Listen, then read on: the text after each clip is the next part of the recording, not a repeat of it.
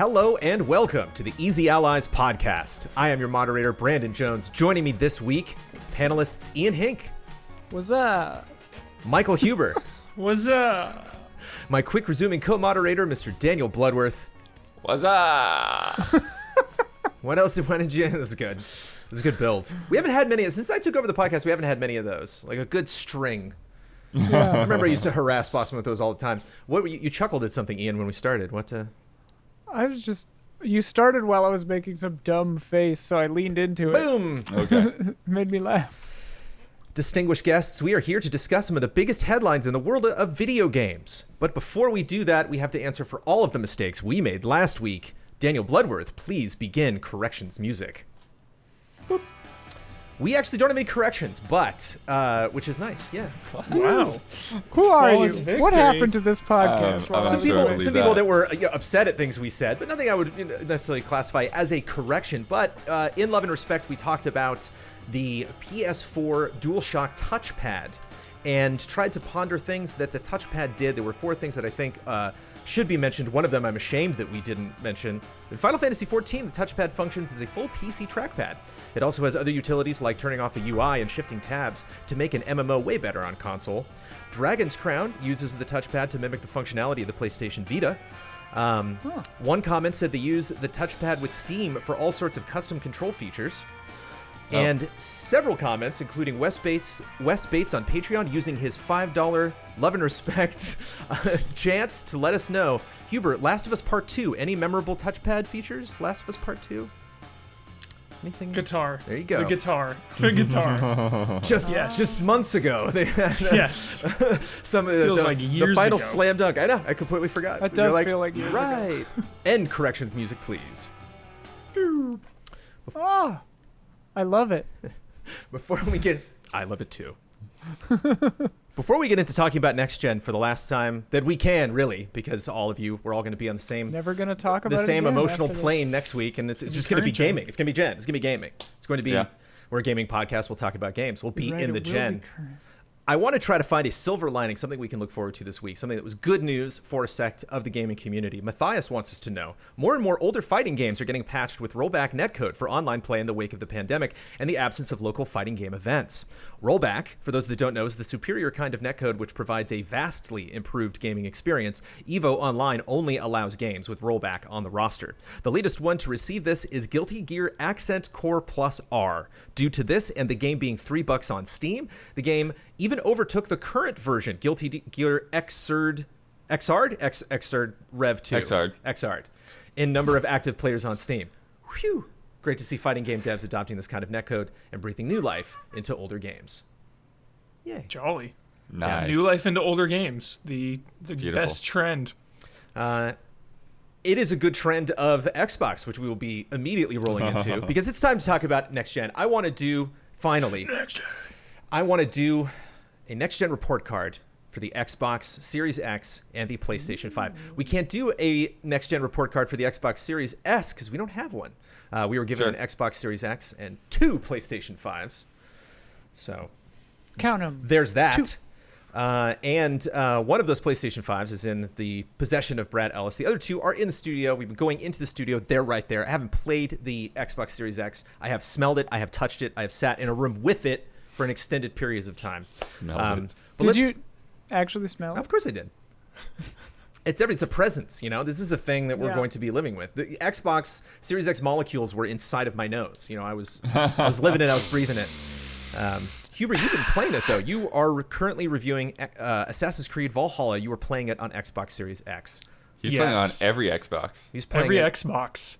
I'm playing on the family of Xboxes, Jones. Take us through I am this. fully embracing Microsoft's philosophy, the Xbox family of consoles. So I have been sampling this game across all the hardware. I guess not S. That's true. Not S, yeah, not No. S.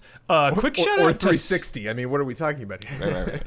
The current quick shout run. out to the Smart Delivery. Quick Yeah. shout out to Smart Delivery, because this is something that I dismissed. Like, it was just some kind of buzzword. I wasn't really taking it seriously. I just thought it was like PR nonsense. I was like, oh, you just get the best version of the game on the console. That's normal. You just download whatever.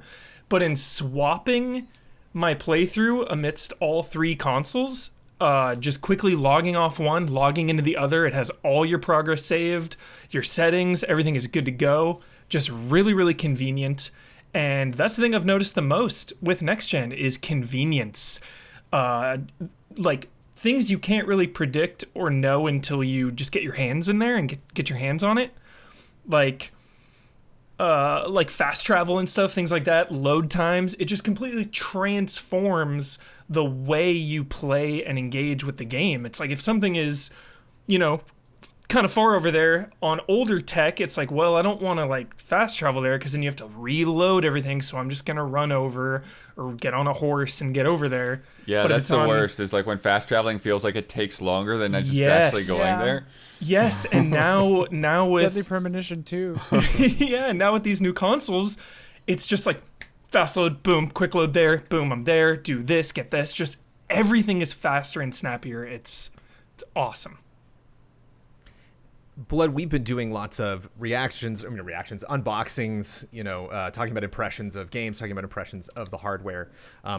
So one thing that, we've been talking about, and you mentioned earlier, was the quick resume was a huge deal on Xbox. It's something that a lot of people have been talking about. And just like with Huber saying that load times are getting shorter, it's interesting to play games that are cross-gen and try to figure out how some of these systems might impact game development, things where people realize, well, if my game's only coming out on Xbox and people are quick resuming along with other things, might I want to change how the opening of my game is, how my game actually, you jump into the experience because you're not going to have that traditional experience anymore. Yeah. Because that's one of the things that, like, testing out, like, load times and stuff, like, it became, like, a very clear theme to me, like, bouncing between 6 or 7 different games to test quick resume, just realizing just like how much time you cut off from the traditional, okay, boot the game, here's a big screen full of copyright information, here's this developer, here's the Dolby logo, here's that thing, and it just like you waste minutes on some games with this stuff. And then with quick resume, it's just like, pop, 8 seconds, I'm playing Red Dead. 8 seconds, I'm playing Doom Eternal. 8 seconds, I'm playing Banjo-Kazooie Nuts and Bolts. 8 more seconds, I'm playing Sea of Thieves. It's a cool thing that they're doing. And Huber, I feel like since you tend to have your hand in a bunch of different pots on games, I'm curious, like, what games you might quick resume, like, if it was just, like, available to you. I mean, the obvious would be some multiplayer game, have Fortnite or Call of Duty just running in the background, because a lot of those games, like a lot of the barriers with playing with friends is syncing up time. And if you can just have that on in the background, I'm ready, quick match, boom, let's go. And you're in it. Like all of these little things that I've just been kind of writing off, like, loading, whatever, it just takes a minute, be patient. It's like, no, I was ignorant to the ways of the fast loads. It is just with my brief hands-on time, like it has opened my eyes, and I'm ready to embrace the future. But that's the thing I'm curious about, though, because you mentioned Sea of Thieves or Fortnite, stuff like Destiny and that, where it's like Fortnite especially, it seems like a decent chunk of that load is getting online, matchmaking, that kind of stuff. So I do wonder how, and I mean, maybe you have experience with this with Sea of Thieves or something, but like I do wonder how that functions with a multiplayer online server-based game, because like Sea of Thieves, you can quick launch into, until you're blue in the face, but it still has to like start you on a server on its end, Yeah. And like it's not going to let you just jump in. Yeah, it's something that I haven't gotten to try in that regards yet, Yeah. So I am very, very curious about I how that might work, like what it does, like on the server end. Like, I would expect, that it would essentially treat it like, a normal disconnect, right? Like you would just go back to whatever menu. Lobby screen is. I think you kick back to the lobby probably, Yeah. but you'll still bypass the initial boot up load and all that. boot up load. So I mean, it'll still be a time saver, but the other thing. It The won't other be thing that magic. wasted a lot of time is when I started Gears 5, it's one of those games where like they add a lot to it, and so like, look, here's these new skins and here's this event happening, and like you just have to Oh. like get through all of these screens before you can even, like, I'm just playing the campaign right now, guys. And so I wonder how some of that stuff might be handled, and even just stuff like the game updating. It's like, if the game updates, does that override your quick resume, and like, okay, you've got to close it out and restart it, and how those Yeah. things will play out in the long run. But it's not something that, they're going to roll out. It's something that's working now. Makes me a little nervous, Ian, when we talk about shaving off, 30 seconds, a minute, 30 seconds off potential load times. I think I got to make that minute 30 seconds work. I gotta produce in that minute 30. If all of these don't- engineers work so hard to give me that time back, what am I really doing with that time? Jones, like, Don't be like me, Jones. I've played a bit of Watch Dogs on just PS4 Pro, and then obviously playing on Assassin's Creed on everything, and it's just like those games load a lot. You're loading missions, you're going into interiors or instances, whatever you want to call them. You're fast traveling, and over the course of like a 5-hour gaming session, like, that is so much time. Like, I'm thinking of Watch Dogs, just like, you can swap characters pretty fast, but I can just imagine that on next gen, just instantly switching to a character, Yeah. instantly loading here, just how fast that the one I'm- is. The one I'm looking forward to, and I think the devs or somebody, I heard somebody say this in a interview or video or something about Demon Souls, but like, they said that they thought a lot of the frustration and like the image of the game being super hard comes from the frustration of every time you die you had to load for a minute, and like it's gonna change the nature of so many difficult games like that, where it's like you die, you're right back, you die, you're just back in it, and it's just gonna make that flow feel so much better, and the gameplay loop. Like, every game is going to become a one more turn. Right. Style like Super Meat game, Boy, you know? right? Where it's just Right. instant. Yeah. Like, Yeah. retry? Okay, retry. When you guys are in the zone, you're playing some, like, say an open world game or something, some huge game, you're playing, and then you hit a load. Does your mind kind of go out of it for a second? It's like, all right, loading. Think about something else. So I just imagine with less loading, you're just like even more focused on the game. Like with a game with a lot of loading, like Assassin's Creed or Watch Dogs or something, sometimes depends. just you keep loading and it's like, think about something else. For All me, right, it back to depends it. on the game, because like some games have interesting or funny tool tips or like Yeah. item descriptions. Yeah. Then I'm like, sometimes it's not always. Oh, yeah, usually the I get Souls tired. item descriptions, man. Like, Oh yeah, figure out what they're else to gonna do go with away. that. Yeah. Well, in Demon Souls, you saw like these cool character portraits and stuff. It's like, is that even gonna be in the game? But like, sometimes, not often, but sometimes I would be like, man, I hope the load doesn't stop before I'm done reading. Yeah, let me this read thing, you know? this. I want to read this. Seriously. So yeah, but yeah, I mean, it's gonna be. I guess not really zoning out, but still, because it's loading, because there's that break. It's like, okay, I'm back in the real world now. That's, I guess, what I'm Right. trying to say. Sure, yeah. Takes you out of it. I think consumers agree with you, Huber. I think they spoke to developers, and then developers spoke to Sony and PlayStation when they came out, or Sony and Microsoft when they came out, and to talk about what do you expect for next gen? What tools do you want? And they're like, load times is something that we really need to, if we can just do away with. And I think just everyone got that memo. Because I played Watch Dogs Legion on PC in seconds. Like, I did two things back to back in videos that I edited that I've never done in reviews before, which is I showed a continuous loading moment. Like, I show me going to the menu, clicking load, and then it. As an editor, Ian, that's dead air. It's like, do I really want to show this? Like, I know I'm making a free paragraph. I know I'm making a point here, but but they were so quick, that I'm like, there's 2 seconds of just a black screen in my Spider-Man review, which is a no if you're an editor. But Well, there's two reasons to ever do that in a review: if it's really bad or if it's really good. Right. and we Like, I think I remember the original Bloodborne. I just left like an entire like minute of that interview was a load screen. but it was real time.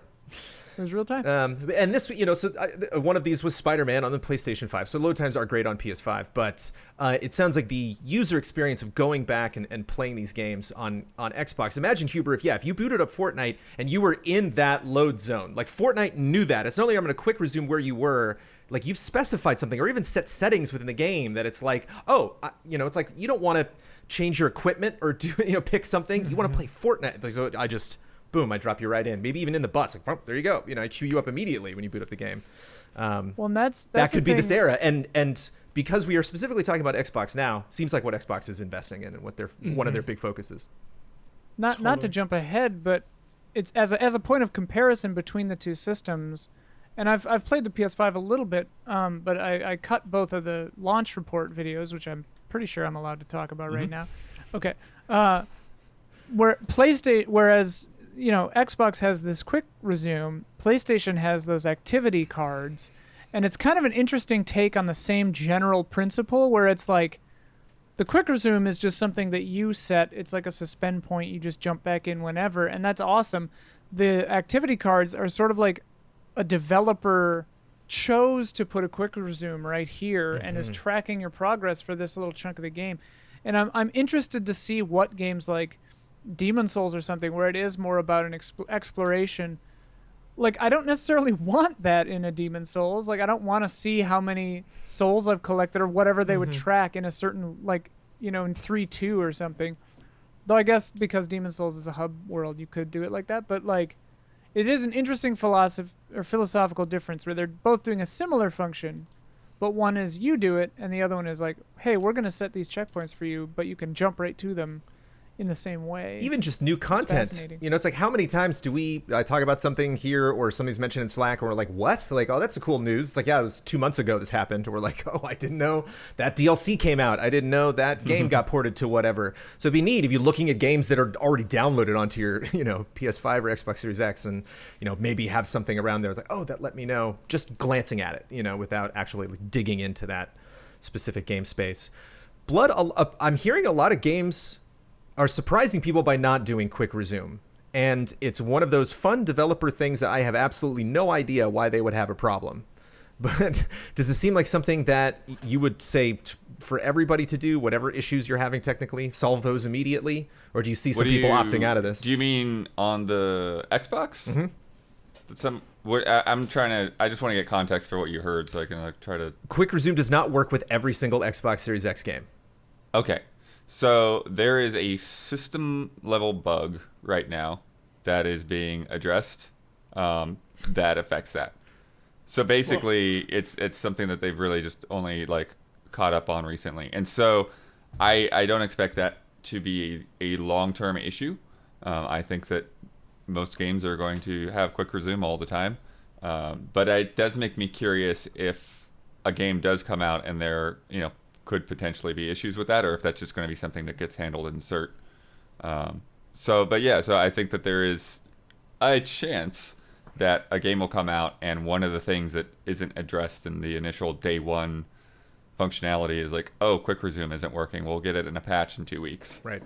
But I don't think, as far as I can tell, I don't think it's something that people will just opt out of. That's not the issue. It's just, right now we're just in that pre-zone of this stuff is almost finished being cooked and there's a couple of ingredients that, they didn't put enough salt in or whatever. Just dumb analogy. It is interesting though with both of these systems, there is a lot larger, certainly with the PS5, but for both of them to an extent, there seems to be a lot more interplay between the console's operating system and the games themselves, inter-game kind of stuff, especially on the PS5 with you can globally set difficulties when available for all games or whatever. But quick resume and these kinds of functions really do seem to have to talk to the system a lot more than maybe we're used to in the past. And I worry to an extent what crazy bugs this is going to introduce. Right. That unforeseen consequences when we're at scale.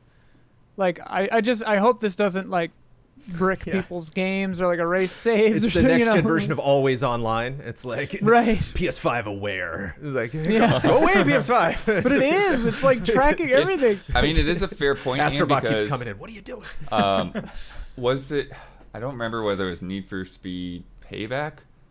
There was one game that I reviewed, and I think you might have cut the review of. That was a racing game, and using the suspend function on the Xbox One created all kinds of crazy bugs. I remember this. Like and I just remember driving around and like being like driving through cars and stuff like that, and just everything like being totally out of whack. And it was because like the game just didn't handle being suspended on Xbox One very well. And so there were just games that I just learned to like, oh, okay, I've got to reboot this every time. Otherwise it's just not going to work. I think so, like, Quick Resume is more stable than that, but you're right. Yeah. There could be, potential issues that we start to see on specific games that aren't well optimized for it. Well, and what is going to be the first like hilarious or treacherous quick resume bug that we will see, and why will it be Cyberpunk? Yeah. You just loaded Can you someone imagine? else's save file. Like, what was that, Jones? What was the game? Was it Grand Theft Auto 5 where like It was a scarring memory, yes, if you want me to revisit that. relive this Thug. memory for us, please? I booted up my game one day. I had the head of a different person. Oh, a right. different bald person, and my Yeah. level Oh, was Franken 1. My Thug. character was gone. I had the same name. I think I had some of the items still, but I had like no money or so. It was So weird. had to reboot that. So made That kind of stuff. made a slightly possibly offensive video where I like drove the character around and then like put a gun to its head at the end of the video. I was so mad. It seems, but like you said, Rockstar lost a Bloodworth, fan that day, I'll tell you. Yeah, you've been really mad at them ever since. But like you said, Bloodworth, quick resume.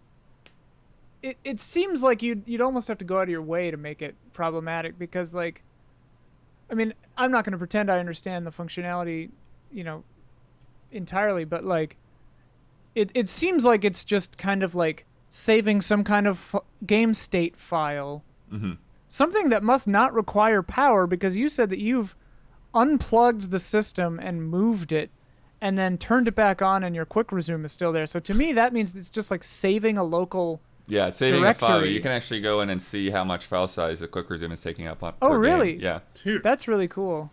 Yeah, I love that. And that's such a smart way to do it that you don't have to. Because, like, yeah, with a PlayStation 5 or 4, like, suspend mode is just like rest, but yeah. it needs to be on because it's keeping the game going, It's using some power, but this is just like a save file. And that might it's actually make it more interesting. stable in a way. Oh, it's absolutely more stable. yeah. Cause that's what I'm saying is like I think it's unlikely to cause issues in that way because it's not simulating anything. It's not. I don't even think probably adjusting the game. I mean, the risk you might run is that it might just like, if the game updates, and then you quick resume. I'm certain that they've thought of that. Like perhaps your quick resume has to like reload the game because like if they Or patch you haven't something. like actually like saved in the game somehow, and so Right, you lose some right. amount of progress. Yeah. Right. I mean that would be a worry that like if they update the game a bunch and your quick resume doesn't count anymore. Right. But yeah. I'm curious to. Well, actually, I'm not curious. What am I trying to say? One of the things that I noticed is that like one time when I went back to a game, it was like a lot faster than the others, and I think maybe what happened was I was going just from the menu and I didn't have another game open essentially, and so I think that like essentially like half of your quick resume time is putting Closing game it out. A into Yeah. quick resume, and then the other half is putting opening game B up. Which and makes so- sense. I mean, yeah. it's yeah. 'Cause there Still was- really fast. Like I left. Speaking of leaving things in a video in real time, I left when you were talking about quick resume. I left the footage as was and just let you go from like 3 or 4 games in real time, and it seemed very quick, like 4 to 10 seconds. You said something like that. Yeah, so that's what I mean though. So like generally it was like 6 or 8 second range. A couple took 10 seconds, but then there was that one time where it was like that was just 4 seconds, and I think it's because I didn't was have the to close first a one. game first. So That makes sense. yeah, Convenience and speed, Huber. That is the hallmarks of this gen. We are already Yes. feeling it. You know what I've also been talking about this so year, nice. Hubert, that like I've never really talked about before. Maybe when I was playing World of Warcraft, that was something that was actually like in my mind. File sizes are a thing. Yeah. People are talking about them. They are talking about lessening file sizes. People are literally figuring out what other games they can play other than Call of Duty on their Xbox Series S with only 364 gigs of storage space at the end of the day. Yeah. Jeez. That's not rough. advertised. That's literally just what's on there when you actually like boot the sucker up. Have you been thinking about file sizes? How important is it to you to cram a bunch of stuff on here? It is a thing. I've never really run into issues with space. I'm really good about just like downloading a game, finishing the game, deleting the game, moving on. So I never really run into that, but I know it's a thing, especially with you were saying the Call of Duty situation. Like if you only have 300 something gigs left after this one massive game, that is an issue. I know on this gen they've been trying to reduce the file size of games like Fortnite and Call of Duty. So I imagine that this is an ongoing thing that will lead into next gen and just kind of be a constant sticking point. I, on the other hand, am sentimental and foolish, and am always riding the edge of a full hard drive. My PC has, I think, 8 hard drives, and like several of them are usually full, especially with this 4K content now. But like, yeah, I'm always like, well, I'm definitely gonna play this again. Like, I have to keep it on my thing, and then I'll just not play it for years, you know. Right. But it's like I feel bad about deleting it because I love it. Part of the dopamine of finishing a game is being able to delete it too. That's definitely a factor. I love finishing a game, I get a that big when chunky one, and then just deleting it. You're just like, yes. I get that when I hard quit a game, where I like super don't like a game. I'm just like, get off Has my anything- hard drive. Hubert, has anything stayed on your Xbox this entire gen? Has anything just been on there the whole time, never moved? Fortnite has been on my PlayStation since Battle Royale launched. Yeah, I think that's it. I think GTA 5 and Red Dead, Yeah. of course. I've never deleted Red Dead. And Fortnite, probably. I can't imagine why I Well, would I feel delete like Fortnite. I feel like with Game Pass in particular, it makes it really easy for you to, fill up that fridge, so to speak, because, you download Gears and like, oh yeah, this seems cool, and then like, oh, let me try Forza, oh, let me try Sea of Thieves, oh crap, you could just like kid in a candy store, just grab all of these games, and then, especially if you're just getting the Series S and that thing fills up so fast. Because you're Yeah. saying That- 300 after the OS is what's left in there, 300 something. 360 something you said, Jones? 364. Yeah, That's just after the OS. That's, yeah. yeah. So that's how much you've got left to work with. Right. Woof. Yeah, the big thing too is with updates. That's why Call of Duty and Fortnite were working so hard to reduce that file size, because they update constantly, and then just having to download that, install it, it Yeah. just takes forever. Odyssey was a So- game Assassin's Creed Odyssey was a game I knew was going to bloat. I was like, okay, I'm done with the campaign. Go, get out. Because I knew I was just going to wake up the next day. I was going to have like 200 more gigs added to it.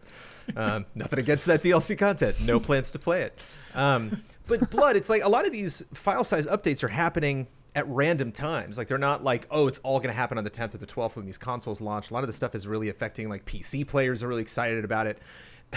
Are devs just kind of being like, fine, we'll lessen this stuff now that next gen's happening? Why is all this happening now? To get ready for next gen? Is this something they could have done earlier and just didn't want to? I mean, I think it's partly to get ready for next gen just because they're optimizing their games. That's something that we're seeing, I think, a lot more with both of these systems is, that they are going back to games. I mean, like, Forza Horizon 4, like, is a great example. Like, that game came out years ago, and like, here is the optimized version for Xbox Series X. Like, we want you to have this game available on day one and to see it running in 4K 60 and just, see how gorgeous this game is, and keep it going. And I haven't heard of any plans for new content or anything like that, but it's such a good looking game to begin with that it's a great showpiece, even if it is old. Showpiece. And so I think, we're seeing similar things with some of the PlayStation 4 games. They have that whole PlayStation Plus collection. I think it's I think both parties kind of see that this is an opportunity for people to play games that they maybe glossed over in the past. Brad was talking about Days Gone, and that game running at higher frame rates. And there's a lot of people that were probably like, oh, the game is running like garbage. I'm not going to get this on my base PS4. And they didn't get a PS4 Pro, but now PS5 is here. It's like, oh, that game runs well now. Like, I'm interested. I'll check it out. Avengers. Every time I boot it up, Huber, my PS4 is like, what's that? What's that PS5 coming out? One more week, PS4. No, but didn't that version get delayed, Jones? It did, Yeah, but you can play the later. PS4 version on PS5, and it'll make it run better, or so they say. Nice. But we'll see. Nice. And we're all just waiting. It's gonna be nice. Hopefully, that'll brighten up our 2021s a little bit, just by every now and then getting a notice like, "Hey, that thing you already own, it's better." And you're like, "Oh, thanks." I was thinking about maybe going back and playing that. That's fun. Lots of people behind closed doors, working very hard to make things backwards compatible and making things run. So with the exception of file size and speed and stuff like that, backwards compatibility seems like one of the big wins, one of the big focuses, which we have talked about previously on this podcast. So I don't know if there's anything. Which like a good thing for Series X because it doesn't have any games. Which we will get to in a second. So I'm gonna grade these consoles on marketing, hardware, and games on each of these three things. I want to come up with a cumulative score for the entire podcast, one score, not individual. We're gonna be figuring we are the school board. It is the end of the year. Oh my. We are grading both of these things. But just some last minute notices that have actually come up and some questions that I have before we get into the scoring. Why did Microsoft make an Astros Playroom? Why did they not? That was kind of Good a mess up that they didn't make just something. Just something. Banjo's Playroom. Where is it? I mean, right. Because it's not a huge game. It's not a big. It just it demonstrates what this what the system can do specifically. It's like you hear about adaptive feedback. You adaptive triggers that with I you get in there and it does it. Yeah, I haven't That's played. the thing, Jones. The Series X doesn't have any like zesty next gen gimmicks like that. It has the quick resume. It has faster load times. Just give me the Unreal 5 demo. Just let me play that. Just something. Right. Well, right. But like, an Astros Playroom would just be like, look how pretty and fast. Mm-hmm. Yeah, like I haven't. The OS is the same. Like the UI is exactly the same. I haven't touched the PlayStation, but in playing the Xbox, I did pause for a moment and I was thinking like, oh, I wonder if the PS5 version has cool audio, because they've been, touting their 3D audio and all that, right. And the DualSense. So I was thinking in my head like, I wonder, how much that would change my playthrough of this. Because like Ian was saying, Xbox doesn't really have those features. Yeah, it's weird in a way. It's like the upgrades on Xbox are more quality of life type things. So you'd have to think. But you'd have to think of something that's almost along the lines of the Ratchet and Clank dimension swapping, right? Like something like that would really show off, what the load times can mean for a game. And I don't know that we've seen that realistically yet. I mean, Spider-Man, you've got, like you said, the fast travel system. Yeah, there's a moment. But in terms of level design, I don't know that we've seen this is where having the faster load times makes a difference. I think that's still on the way. And I think, it'll be interesting to see, like, we're seeing the least optimized things coming out for these systems right now, right? Like, what seems like great optimization right now, a year from now, when they really have a hold on these systems, it's going to be even better. But that's the funny thing with why they didn't even come up with some kind of just pack-in kind of fun little demo that you could play is I mean, I know I say this all the time, but it goes back to kind of the philosophy of these two companies. And like, PlayStation is still doing the console generations thing. Xbox is just giving you a new computer. Mm-hmm. And like, that's really evident when I saw the UI in the launch report video and how it's almost the same as the One X.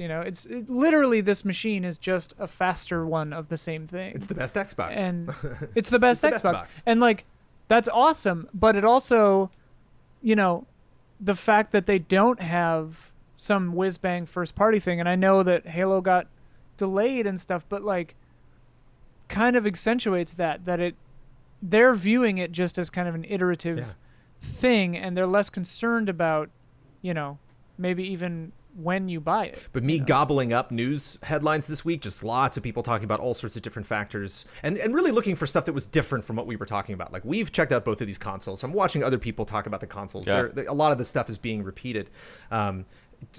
Lots of questions about the PlayStation 5. A lot of people are actually kind of curious just technically about 1440 doesn't work. Like, just a lot of stuff that we're just finding out now, and I'll get to, when we move on to the PS5. But it's definitely going to sell more. It has 3, games that really show off the system really well, which Xbox doesn't have access to a lot of games. So there's not those games that you think about.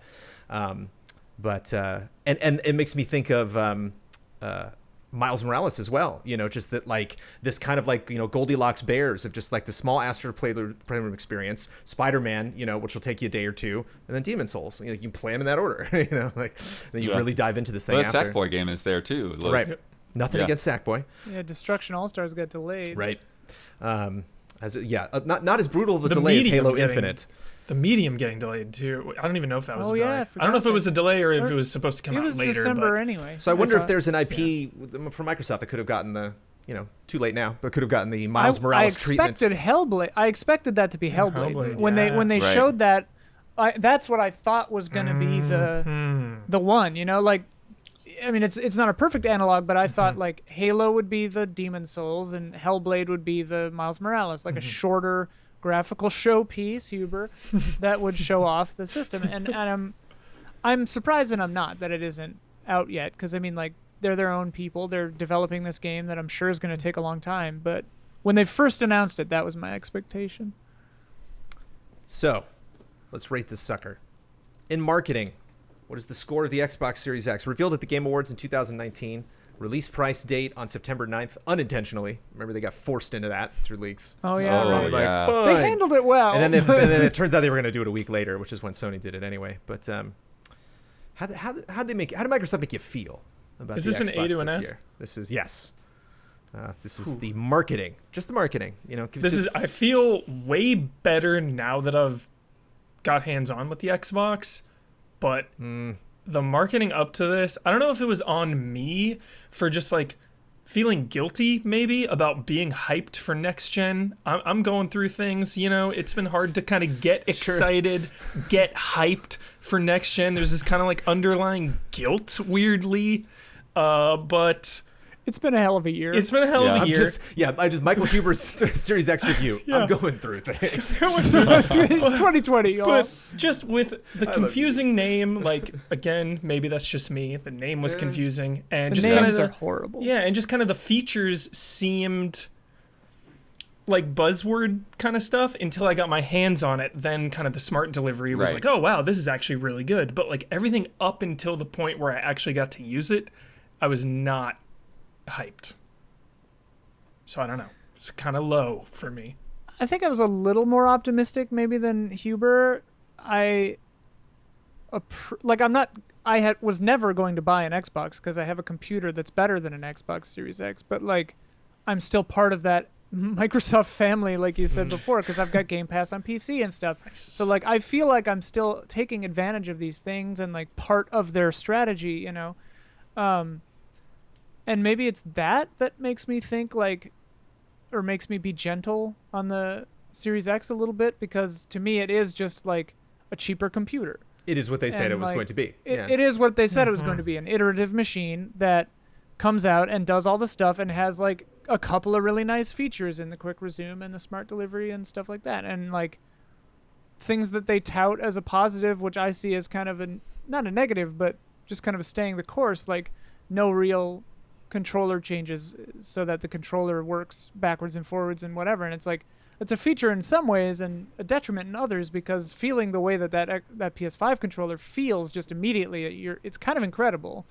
And yeah, so as far as marketing goes, to me it's nothing. It didn't make me offended, and I liked that they rolled with the punches, with the date leaks and stuff like that. Mhm. An So excellent it would point. have to be a C or a B for me. Yeah, C It plus, sounds. B It sounds. minus. Yeah, it sounds like we're around there. Do you refute that, Daniel Bloodworth? No, are I you don't at? refute it. I think it's Xbox is in a place where I think it's really strong, and I feel like they're in much better footing than they have been in the past. And so I think they can continue to go forward with their strategies, but it doesn't. It still feels like the exciting part of being on Xbox is somewhere off in the future, because of those first party games not really being there day one. I will say, sorry, were you done, Bud? I wasn't. Sorry. I don't know if you want to interject there or not. I was just saying with backwards compatibility, because there is nothing really new right now, but I missed a couple things on Xbox, and the fact that there are like enhancements for some of the biggest ones I missed. Like I missed Gears 5, I missed Ori number 2. Yeah. So yeah, Gears is a big one here. Yeah, because, that's again, I just played for 20, 30 minutes or so just to check it out. I'm like, man, like I'm not really into like the Gears universe or anything, but this is a good looking game. Right. Like I Yeah. would be into, really checking out the, whatever they've done in this world, and and of course the gunplay is always good and feels good. And Heard a lot about Gears 5 this week. yeah. Yeah, I think there's a Not lot about of people that that. are sort of discovering that game. It's come up a lot. Yeah. So C plus, are you cool with that? I'm sorry. Continue your point. Well, I guess just talking about the marketing, like overall, like the past, like I think, again, I think the name is bad. I think trying to keep the Series S a secret was really just kind of a dumb move. forgot about that. Like he hit it literally. everybody knew. So when you're ready to reveal your consoles, why weren't you ready to reveal both? Like at least at some point that like it would have made the word series make a little bit more sense, and it's just like this whole time is like they're talking and like, oh no, it's just this one thing, this is our new console. Yeah, and everyone's like, so did they kill the other one or not? And then it shows up like really close to launch. And Just to confuse, like serving no purpose other than to like confuse. It would right. have made more sense, and like also It would have made this more is sense to outside do of them both their- at the same time. Right, and it's outside of their control, but like I think that people's understanding of it, I think, besides their insane naming scheme, was damaged by PlayStation having two versions that are the same machine without a disk drive and with a disk drive, whereas this one is a greater and a lesser version, and like I don't know how true it was, but when they said that like sales of the Xbox One X skyrocketed the day that pre-orders for the Series X happened, like I don't know how true that was or how much there is to that, but like I know some people are making those mistakes. Hey, it's all revenue. And like, right, but you're gonna have some disappointed grandsons, I don't think it was actually that significant. I don't think it was that yeah. significant, but like people are gonna do that. Like it was less people are gonna significant end up from with the this number S and when more they from want an just X. that it was like almost to the How hour. funny it is. Like, Yeah, whoop. Yeah. yeah. But But yeah, it's a weird conundrum. hardware for both of these babies, because again, as Ian just mentioned, there are two consoles, so technically them making that decision can be a part of the hardware conversation. The X and the S, backwards compatibility we discussed. The SSD exchange is something that you can do on the Series X, I believe, and recently found out we cannot do on the PS5. Oh, the expansion cards. Yeah, it's a very expensive. Well, that's the thing. Yeah, those expensive are proprietary card. proprietary cards. I am actually not 100% sure if those are on sale yet. You want to look that up real quickly and see I if don't think they are. Let me check. Yeah, so I don't know if you can actually expand yet, but you have to get their cards. But they are a really nice form factor because it's just like it's almost like a cartridge. It's just like you just plug that thing in the back of the system and, I love and you're good to go. snapping a cartridge in Bloodworth. There That's you a good feeling. Snap dopamine. But Expansion yeah, pack. did you have more you wanted to talk about They're on the they're hardware? available on the 10th of November for $220. It's- MSRP, Yeah, that's. I mean, it's which is expensive, but it's for not a 1 for what it terabyte. is. Yeah. For a 1 terabyte SSD, that's not insane. Yeah, it does have some dumb extra stuff. But- The batteries and the controllers is just a funny thing to have to go get instead of just feels simply very plug it old. into the Timey. console. Yeah. Still You good can still batteries. plug it in and play it without batteries, but yeah. Plug And it in. and those like when I've had the batteries in this since I got it, my Xbox controller, and like last forever those batteries, double A's. And there's a whatever. optional charge pack Yeah. for 20 or 30. Does a non-proprietary headphone work in the newer Xbox One controllers, because I have had the launch. Yeah. Xbox They added a controllers? headphone port later. Okay, This one has a headphone port. It looks like. Got it. Okay, my Xbox There's like a controller year or two is that they didn't have so them. old. So it needs that weird like adapter thing that it launched Yeah, with. I forget. Yeah. Because I had Okay. the launch It's one old like news. you, and then I got the the custom color one. Got it. Yeah. And then so that was kind of the funny thing is like I used the custom color one so much that my trigger started wearing out. But then whenever I needed to use headphones, like I would still pull it back out. Yeah. So I like go back and forth between the two of them. Nice. Should I put headphone port on the list, Huber? Are you considering that when we talk about? There is a headphone port on the Series Got it. X. Need that. Headphones. Does 1440p, 99% of the which time. PS5 does not, and Quick Resume, which we talked a bunch about. Huber, Yeah. it seems like they leaned in Resume. so hardcore into making this just a satisfying console that works and does what you expect it to Yeah. do. Should we give It them feels high amazing. marks for that? I do. It's so early for me to give a grade for that though, Jones, because I've really only played Assassin's Creed. But just playing it on a base Xbox One and then Xbox One One X and the Series X, like it is nice. It is so nice. It looks better, runs better, loads better. Everything quieter than across the the PlayStation board. 5? It's quieter. Like enhancements across the board. Everything just feels smooth and easy to use. Really impressed. My Xbox hype is rising. I do personally like the form factor of it. It's very simple, pretty. not very zesty or exciting. Yeah. I like that it like eats light. It's like they painted the damn thing with Venta Black or something. But I was unsure on the green paint hidden in the vent at first. It's cute enough. I whatever. love it. I Like, love it's fine. that. Like it's it. fine. But I do like that it has just like little feet on it that you can put it sideways or vertically if you want. Like that's a nice touch. And it's heavy as hell. It is. Both of brick. these are really, really heavy. But yeah, it's a brick. Yeah, looks I like think a there's brick. something about it though that because it is smaller that it feels even heavier. Yeah. Yeah. Yeah. Well, it tricks you. And the fan is, from what Blood says, really quiet. So I don't have love any the big open problems with the fan on hardware. top, Ian. Yeah. Oh, yeah. It's a good design. It's like the old MacBook or Mac Tower, Mac Pro Tower trash can model, where it's just like Yeah. sucks air in at the bottom, pushes it out the top. Like that's what air does. So I'm mostly a PC guy now, and I was like, oh, that's like the first new Mac I won't buy. So just whenever they come out with a new Mac, that was like Oh, sure. news I would pay attention to. Not anymore. I was thrilled to shuffle off the yoke. Still holding on to of that Apple. iPhone. A minus. Yeah, What for this console here? For these two? Oh, for consoles? hardware, I would go higher than that probably. I'm knocking it because you said the UI is the same. The controller is not. Is this as just advanced as the Xbox stuff- Jones, or are just we Oh, doing I both? see. I see. The X and Series S. X. Everything Okay. launching on The November UI 10th from Microsoft. not being different is kind of a strange choice. But it's But weird again, though it's because they iterative, it's their updated whole the thing. the old UI. Like so it is Yeah. newer. But And it's, they do want everything to seem Yeah. similar. Yeah. I would probably still go with Solid A. like I understand like the controller is definitely a big thing for me for not being more doing more new things with it. And I think there probably are some perks with the PlayStation UI like the just presets and things.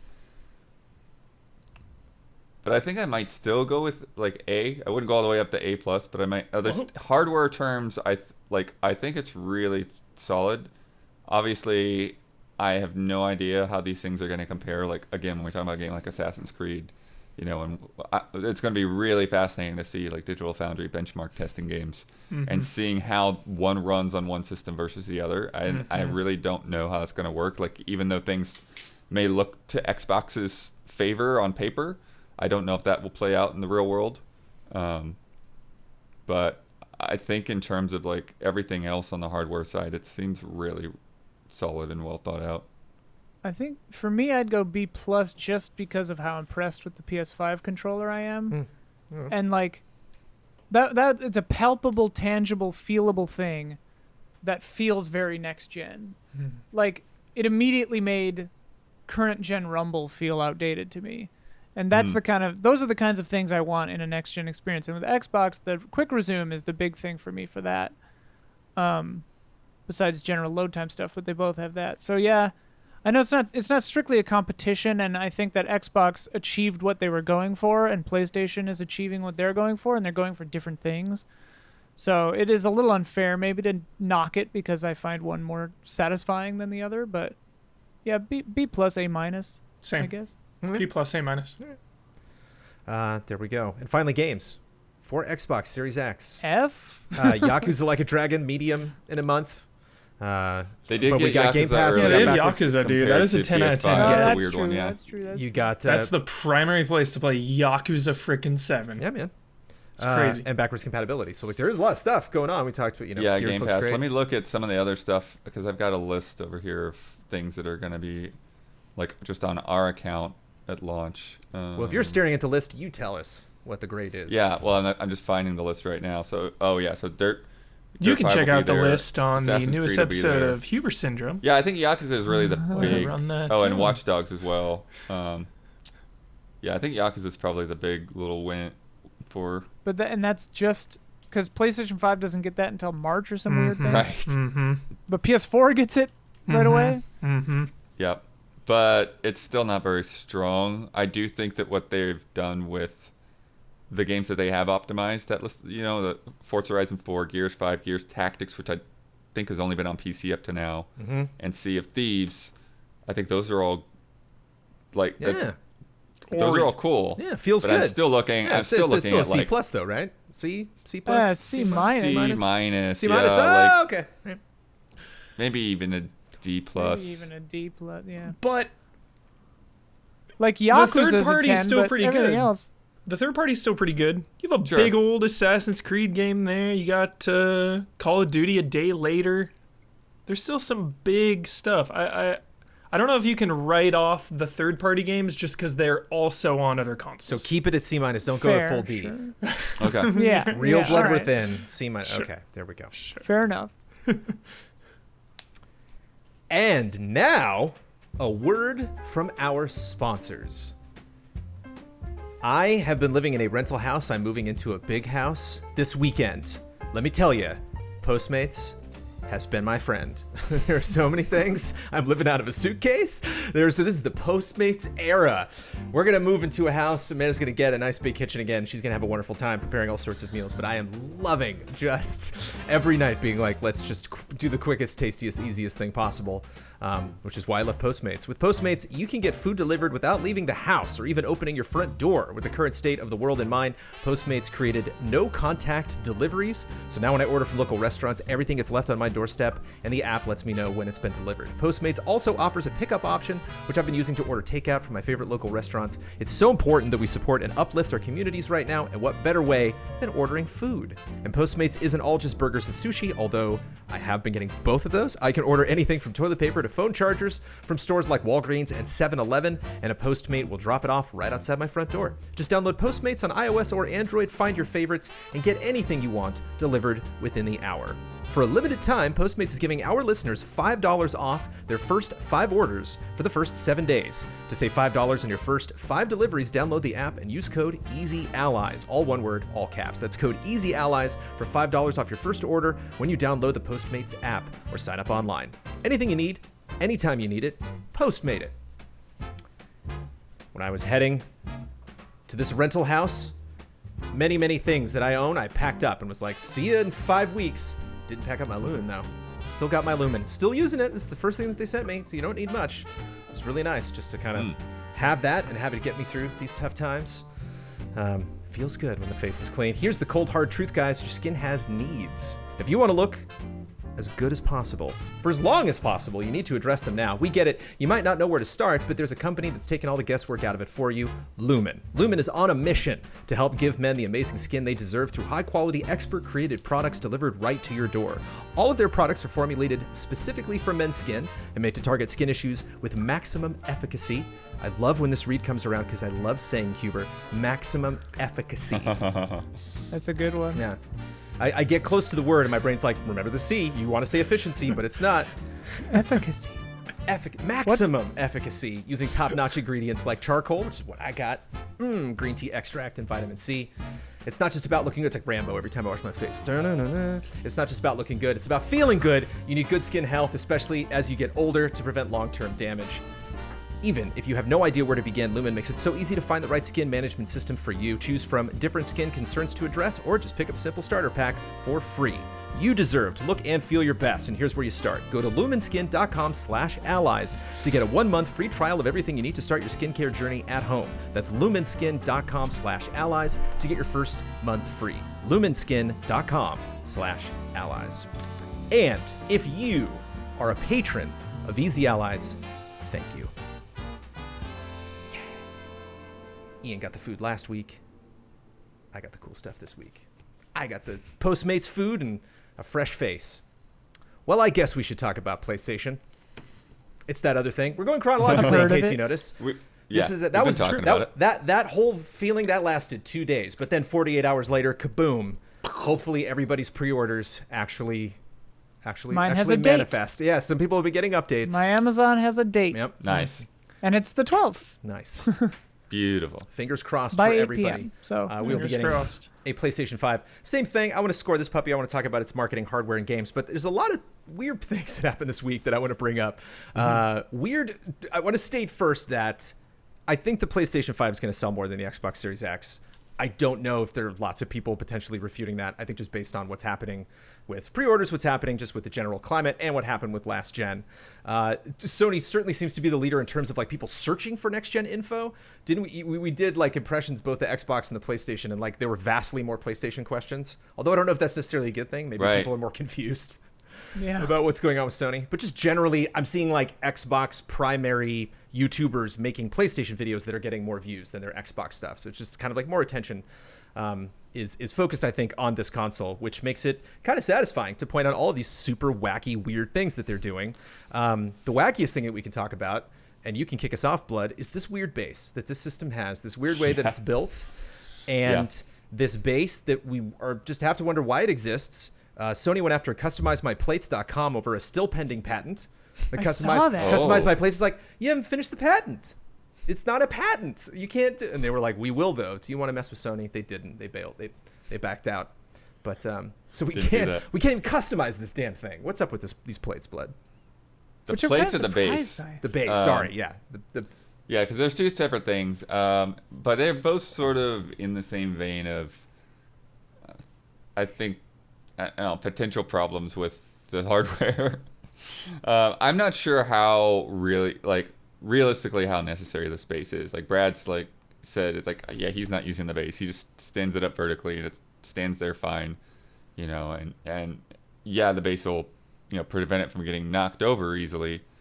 But it's, it's heavy. It's not, unless you actually whack it with your arm or something, it's probably not going anywhere.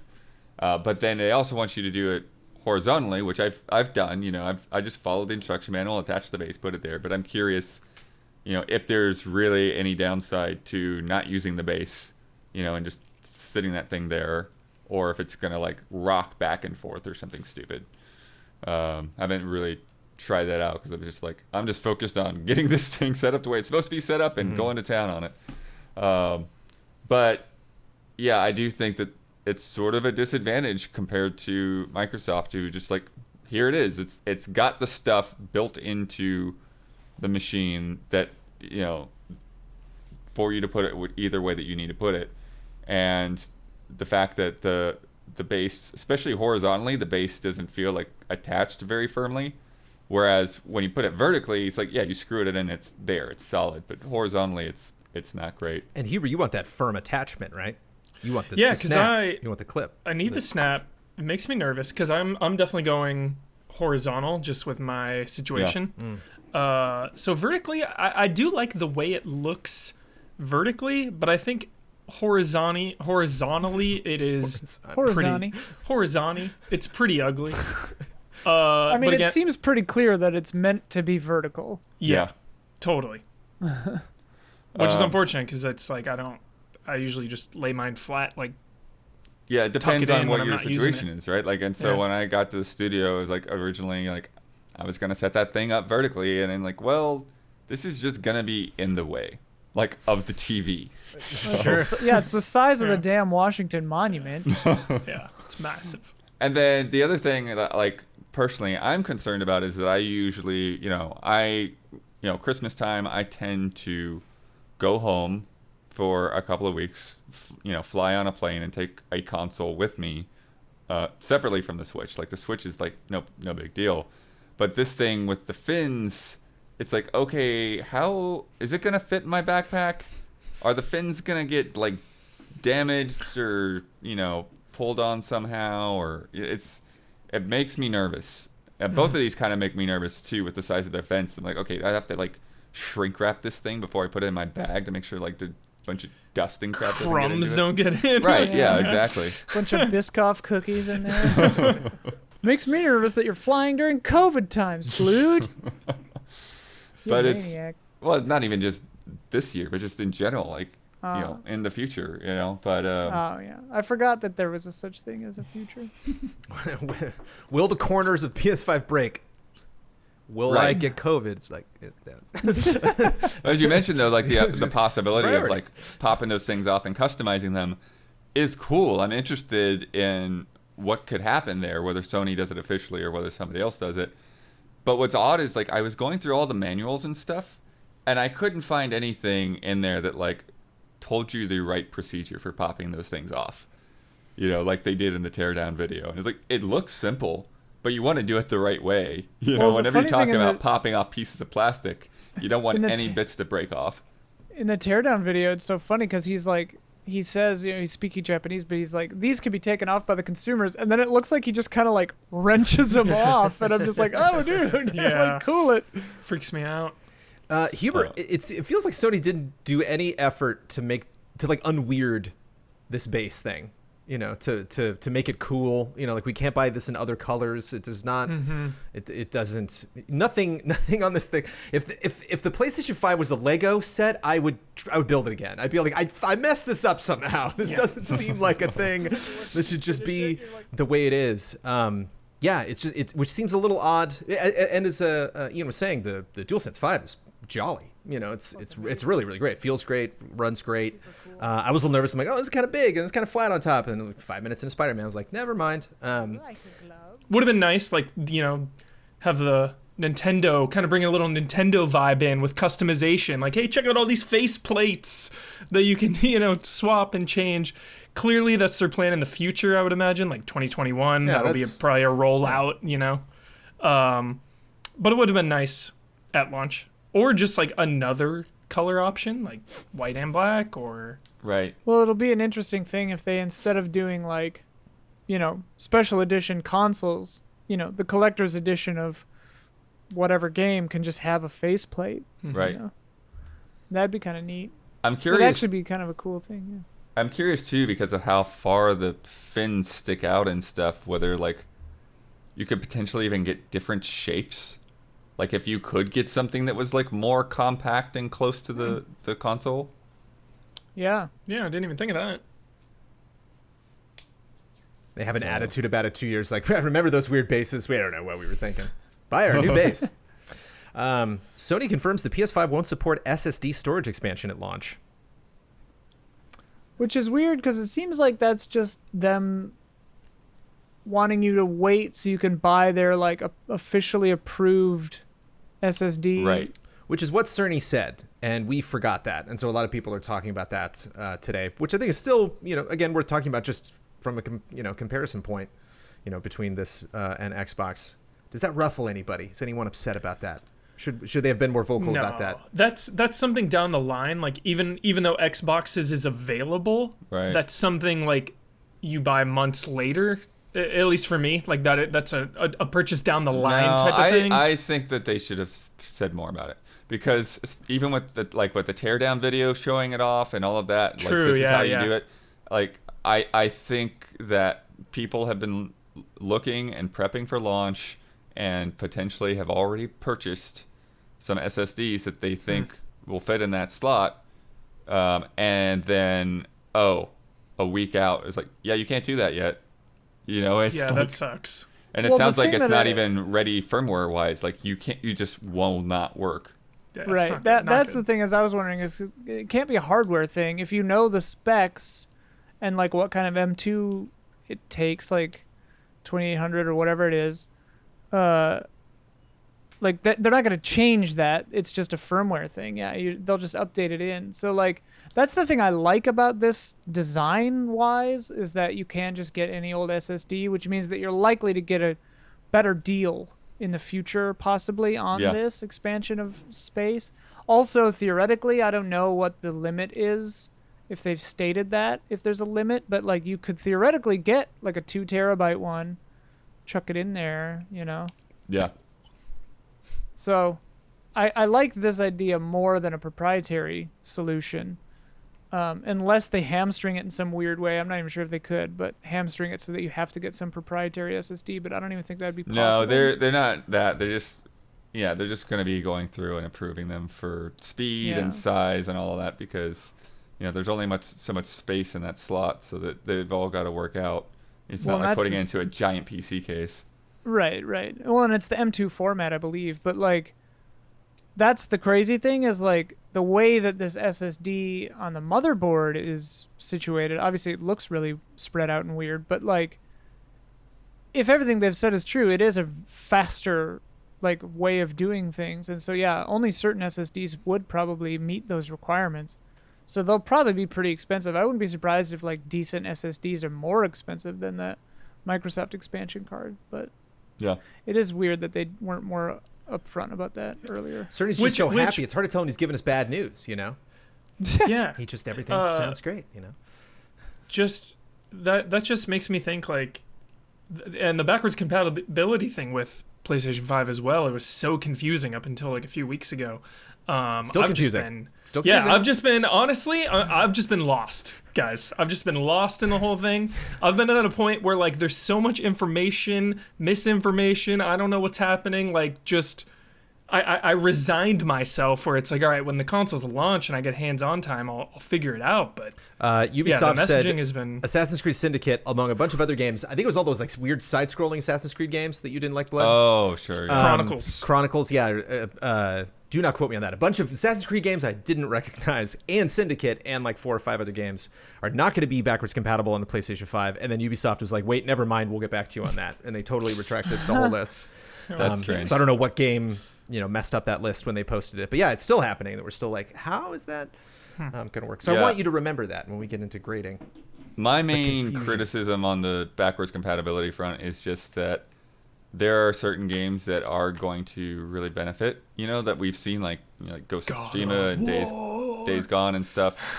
And other games, you put them on your PlayStation 5 and they might as well be running on a PlayStation 4, and you don't really see any improvements. And it would be great to have a definitive list of like, okay, which games are you actually patching to take advantage of PS5?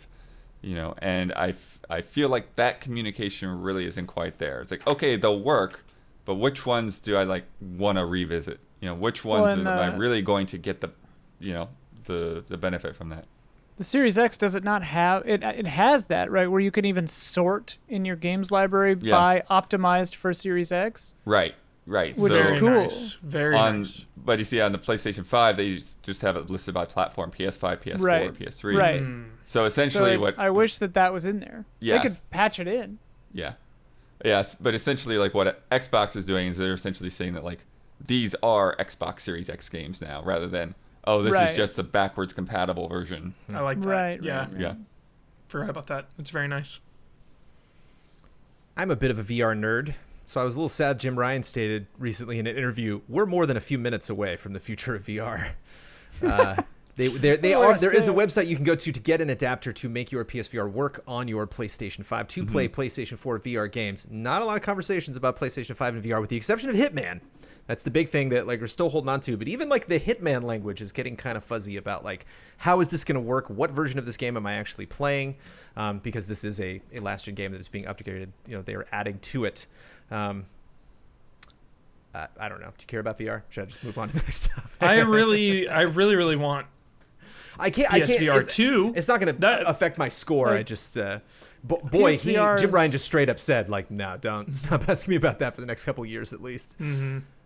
PSVR is, in my experience, one of the worst VR headsets. So I would be interested in a new version or them just saying we're done with VR forever. But By design. yeah, I got good VR news coming up later in the podcast. Well, but I'm curious though, because I feel like that's one of the things where like they said, oh, there's an adapter and it will work and stuff, but I still don't know how much. Again, like how much will PSVR benefit from just not being tied to the PlayStation 4 anymore? Like how much better is that stuff going to run True. on a PlayStation 5 in general? Despite I imagine the frame rate will be stable. right. Like, Yeah, Just despite seems the like fact it's that the such a headset good- itself is going to be outdated, like the game should still run better, and there's a lot of demand for VR games, but we there's don't some know a lot. demand for- Some debate. It just seems like such a perfect or a perfect time for even like a 1.5 VR. You know, like a PlayStation VR Plus or something, or a Pro. Because then like I never got a PSVR, so then if they came out with like a refresh, it just seems like, if they could take, like Blood was saying, take advantage of these older games. Resident Evil 7 all of a sudden is running better. I mean, I wouldn't even be that surprised if they did some weird thing where they like partnered with Oculus Quest 2 or something to just make it run on PS5 or some wacky thing Right. like that. Like, who knows, man? It feels like they Totally. feel like PSVR wasn't worth it because they were pushing it Yeah. so hard for a few years and then they kind of just That's- like gave up on it. That's the same vibe I get. It's like they lost the VR game or something. The, They just the lost. optimist in me is hoping they're just taking their time, but it is something. It's like you said, Blood. I just wish they had come out early on. They didn't do anything early on, really, in this whole marketing campaign for the PlayStation 5, and just said like, that's not a thing we're going to be worrying about at launch. We would like to do VR things on this console, but it's not. You're just not going to get an answer to that question. They didn't really What is specify. very strange though is why make a new PS5 camera then? Because like there's no huge demand Jackbox. We've already for a talked about PS5 this. Ian. No, it Jackbox. doesn't even use the camera. Jackbox. They That really damn don't thing anymore. doesn't even use the damn camera. Thinking about VR with the DualSense is pretty hype. It'd be great. Yeah, but I mean, a lot of what you want to. I mean, they should have new motion controllers. Like relying on the Move forever. It's PS3 tech. It's like. Well, that's the thing. The PSVR has always felt like kind of piecemeal and like just kind of a Me Too sort of a thing. Like, just let it die, yo. Yeah. It's done. You failed. It's I just- fine. Your DualSense is way better anyway. Give it one more shot, like PSP, PS Vita. Right. One more VR. One more Those go, both Sony. failed too, kind of. I feel though. I think the thing Although I is liked that the Vita. I feel like they are in a weird spot with PlayStation VR because it's such a consumer level thing that Yeah. it's a high ask for people that are not like on that huge tech front to invest in PlayStation VR, and then I think it makes them worry to try to introduce another one. You're like, I just spent however much $200-$300 on this thing. You want me to buy another one now? It's like I feel like they get into that issue and the compatibility issue, which I just feel like on the console side is more of a struggle and a stretch for their market and splitting their market than Maybe you have to worry about on PC. maybe they can have like a coupon day or something. Take that PVR money, spend it on fulfilling our pre-orders. Yeah. The PlayStation 5 really revealed itself, really got those announcements going, 6 months after Microsoft did. And the price and release date was revealed on September 16th, just a few days, just a week after. Reportedly very close to when Sony was planning on doing it. They had lots of fun Wired articles. It's been a crazy year. I personally think this is like one of the wackiest console marketing journeys that I've been on with Sony. But enough about what I think. What is the score for the marketing campaign of the PlayStation 5? It's weird. Because You who cares? reminded me It's that like Nintendo. It's like Nintendo making bad ideas. It doesn't matter. This thing is going to fly off the Right. shelves. It's going to Yeah. sell gangbusters. It doesn't matter. But like a weird article in Wired was like the first thing we heard about it. But then we all got excited. It's We liked what we were very seeing. atypical. The news was It's good. It's just- just the way it was yeah. delivered. Well, and then that Cerny like dissertation like fucking press conference that they had, like that was pretty marvelous. With the 4 heads. Yeah. I thought Yeah. somebody tweeted randomly. I saw one day, it made me laugh. They were like thinking about them, and it was just like the three people together. Like, who are they? Will we ever know? So it's been a pretty disjointed, but like it's weird. It almost feels unfair to Microsoft and PlayStation because like 2020, hell of a year. Like no E3, Uphill battle. Yeah. battle. It like looks like they're nobody's both doing gonna things. actually launch these things. So kudos, yeah. Right, which is crazy, and like that definitely shifted everybody's marketing plans too, like Sony and Microsoft. So, but it's What it's weird. It's a weird. Blood, you were one. gonna say something? I Sorry. think it's sorry. Yeah, I guess I was just thinking like it's just the slow burn of like all the past 2 years or whatever has been awkward for sure. But I feel like once they were ready to hit it, they've hit it pretty well.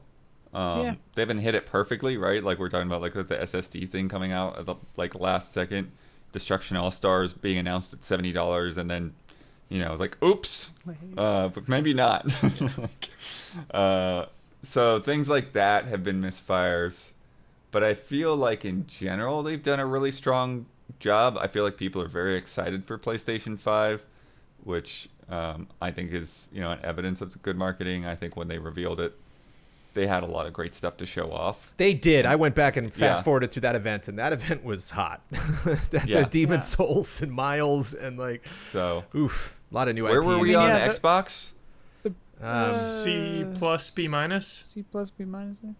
So The maybe proof's a in the solid pudding. B. This thing plus? sold out instantly. Yeah. Yeah. You know, Oh, it's the other thing I too. think yeah, it's this. I think it's C plus B minus. I think it's the same as Microsoft I think it's for around me. the same. I think it's around Same the same. same general amount of hype mixed with confusion.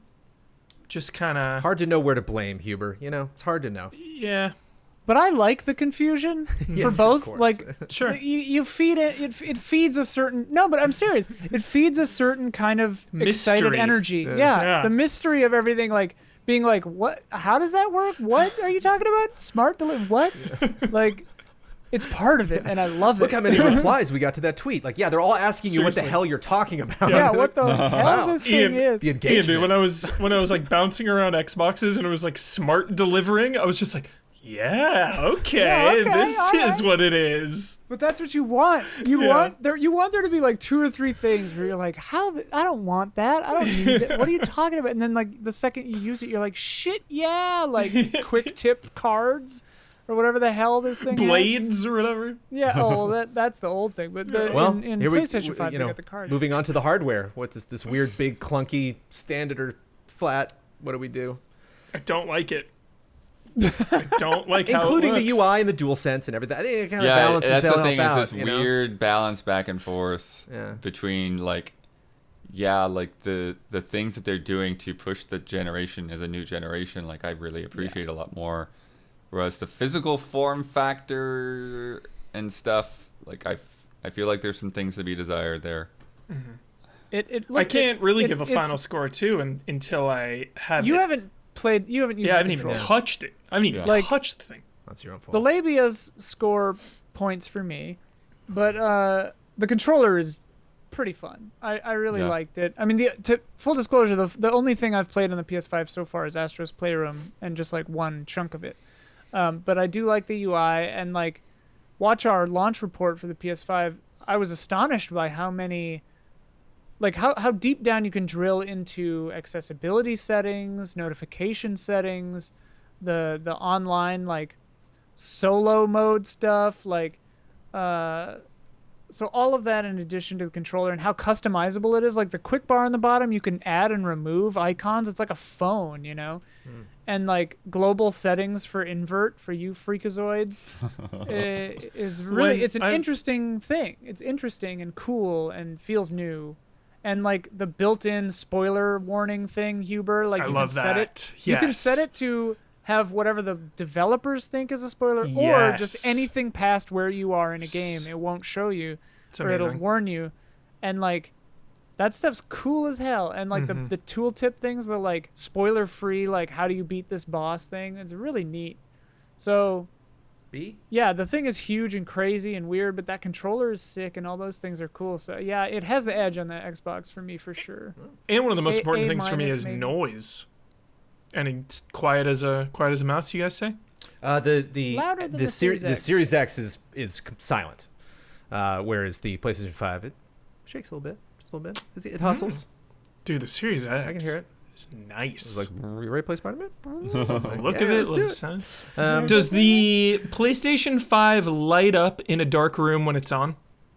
Yeah. What are like the I'm It has, like, on a blue lights? pulse, right? There's It's like hidden. Just under when- the there's like, like a when ring of you're light, gaming. but it's not like it's shining up the room. Okay. It's not like casting light outside of itself, really. Those little things. Yeah, I bug remember me. I could find the USB ports and the on button and stuff like that in the dark. It wasn't because I turned the lights off when I played Spider-Man. Okay. Well, games, surely this is where this is going to run away with it, right? Games, this thing at 19. I don't even think I got to say there, but I'm probably in the same ballpark, like A minus or so. It's weird because it's like I feel like they sort of balance out in weird ways. They're like Yeah. the advantages and disadvantages of those two. Yeah, it's like the form factor is better on the Xbox, but then the newness resume of is great. features are better on the PlayStation. Good scores for hardware for both of them. It's nice that we don't have any Kinects or 6-axis or something. And it's none of that. We're getting very, very specific on these consoles. And yeah, just, Sony's working hard to get all of these exclusives. And they got some awesome games. 4 exclusives specifically, 19 newer upgraded games. Plus you got the PlayStation Plus, which has all that stuff. If you got that service going into the game, you're going to have all that stuff unlocked. Is that just a flat A? Is it more? I mean, it's pretty damn great. And I mean, obviously, Astra's I'm great. biased to Spider-Man's Demon's great. Souls. I but- would be astonished. Yeah, Blue Point knows Demon's what's Souls up. is not Oh, good. Yeah, Demon's Right. Souls is What? going to be. that'd be shocking. Yeah. When I heard that they let how much control you have over the camera, like you can do their new cinematic camera or just put it back the way it was, I'm like, all right, they can be trusted. They're Yeah. doing the right thing. They're leaving world tenancy alone. Nobody panic. They're also leaving that one boss alone. Yeah, Which I old think monk? Yeah, Leave him I mean that's alone. dope. I feel like A Well, minus because it on needs to games. work the way it needs to work. Right. A minus, you eat crow. That's There's an nothing. A. There's Demon nothing Souls. here that's like Dude, launching revolution with a of- Souls game that is next gen only, it doesn't get It's more great. hype than that. no. It From does get better than 2003 that. or whatever. You do get better than that. Yeah. Elden Ring. We cannot disregard the third-party games though as well. You have a I'm not huge disregarding them, but I'm assassin. just saying that like there is Huge nothing Call of that's Duty. like, holy crap, the new generation is amazing. Demon's Souls. Like the Demon's new Souls. generation, Demon's Souls. it's Miles Morales going to so be cute. both of those games are going to be both amazing, like good games, but they're not going to be like this is a completely different Demon's new Souls era. is already goaty. What are you talking about, Blood? It fucking better be. You Philistines. Whoa! Time for also this week. Okay. Yeah, baby, we scored those. I had two. I think before Blood's right also though. this A week, though, I got minus. things. Yeah. You can always do a little better, sure. Like You the know, fact again, that I'm talking Miles about, like- Morales is an expansion and it's also on PS4 marks it down a little bit. Compromised. Marks Yeah, it down well, a little bit. I'm thinking, like again, you look at like something like a Mario 64, or you look at something like the Dreamcast launch. Revolutionary. It's just there's a different level there Sure. that I Yeah. think that it's just not quite hitting. So. But have you seen the Demon Souls trailers, Bloodworth? I actually have not. I've tried to avoid some of those. Fair. That's what You makes don't me play? think about it is we were all I wanna pointing play, fingers, yeah. being like, what game are we supposed to be watching? That's really showing us footage we've never seen before. Not just better footage, but like, whoa, what is this game? And turned out to be Demon's Yeah, Souls. I feel like Demon's Souls is probably the closest thing to that. Yeah. I think Oh, yeah. I think no less than an A minus. Also on sheer variety, getting Astro's Playroom for free, getting Bug Snacks as a PS Plus game for free, getting legendary backwards compatibility games like God of War 60 frames is Bloodborne. nuts. GTA 5 coming next year. I'm with you, Huber. Yeah, Launch window. I will reiterate that Potentially. Astros is, that is. That's what just I was gonna a say, yeah. wonderful, wonderful thing to put in. Astros there, is super cool. great. That's what I love about it. It's just a And nice, it's a just little gift such a basket. good- Spider-Man, Astros, and Demon's Souls. Mm-hmm. Like, that's a yeah. lot. It's a showcase that's not just the demo. That's the Right. thing. Like It's not a legitimately annoying. fun game. Yeah. Nice. and it has But to also, be a it comedy, just right? it feels like the old days of buying a a thing and getting a game with it. You Love know, that. like looking at the box of the Genesis on the ride home and like seeing Yeah. that you're gonna play Sonic or whatever. Yes, Ian. Not quite Wii Sports caliber, but yeah, Well, sure, it definitely nothing scratches can that be. itch. Would be funny if like one of those like here's the tech for the games was like really depressing. It was actually this like Silent Hill game or something. It was Like just this like war oh, of mine. this tech is really cool, but like, oh man, my God. what a downer way to start up a new console. One thing I do You're want like to feeling the haptics as you choke someone to death in like real time. You're just like, console, oh my God, this controller is so cool. Thanks for the PlayStation 5. I could feel the windpipe crush. I can hear Huber describe it now. You can feel the life slip out of them through He's gonna the make you say DualSense. Can't wait. You will. It's gonna be a good say gen. that. I'm looking forward Oh to this my gen. It's gosh. gonna be fun. Oh my gosh. Sorry, Blood. No, one thing a little extra spin I want to put on this, which I touched on this kind of at length in the Xbox video, but just I want to just say like launch preparedness in terms of like communication on the press side. PlayStation has the advantage on this. Yeah. Because with PlayStation, it was like, okay, here's what's happening like tomorrow, and we need all of you, everyone that's going to be touching this thing, to get on a call. We're going to go through the order of everything you're going to get from us. Here are all of the embargo dates, because there's like 4 or 5 different dates when things can go up, and this is what you can expect. And there's a couple of things that changed, like Destruction All-Stars getting delayed. But otherwise, like, they communicated up front, and we knew what to prepare for. And, we kind of tackled it, and there's some parts of that that are disappointing. Like, Yeah. oh, we're not getting Demon Souls with the console? Like, crap. Screwed the whole plan of why Brad had. Why Brad had one. Yeah, it's like I at least had to give them. Stupid PS5 owning Brad. Yeah, that bastard. But with Xbox, it was just like it's like the story changes like every 2 or 3 days, and it's like I get a box, and then okay, now what? And like, oh wait, don't turn it on yet. I'm like, That was my favorite. really? When they were like, Don't turn it on yet. Yeah. You The can't Series turn it X, on they said, until next don't week turn it sometime. I'm on like, for 4 okay. days. And then they sent over this big pack of games, and then they didn't have any information on what we could and couldn't do with individual games. And I'm like, I know that game has an embargo. I know I can't just talk about that on the day that we can review the Xbox. So what am I, and it sounded like, yeah, if you haven't gotten separate communication, it's all fine. But then slowly but surely, like other dates started coming in, and like, oh no, this code won't actually work yet until launch day. And this code, It's been a nightmare. yeah, like with Huber with Assassin's Creed, we got an Assassin's Creed code that was from Microsoft that wouldn't unlock until launch day. And I thought I was giving Huber like an advantage, a couple of days early access before we got the Ubisoft code, but then we had to get another Ubisoft code for Huber to actually play the game. And then, yeah, other things were like games actually downloaded, and I was actually playing them, and they said they were optimized for Series X, and I look in the details, and it says it's the Anaconda version, and it's like, no, actually, that's basically just the Xbox One version of the game. Sorry, you have to wait. We'll let you know when that's the Series X version.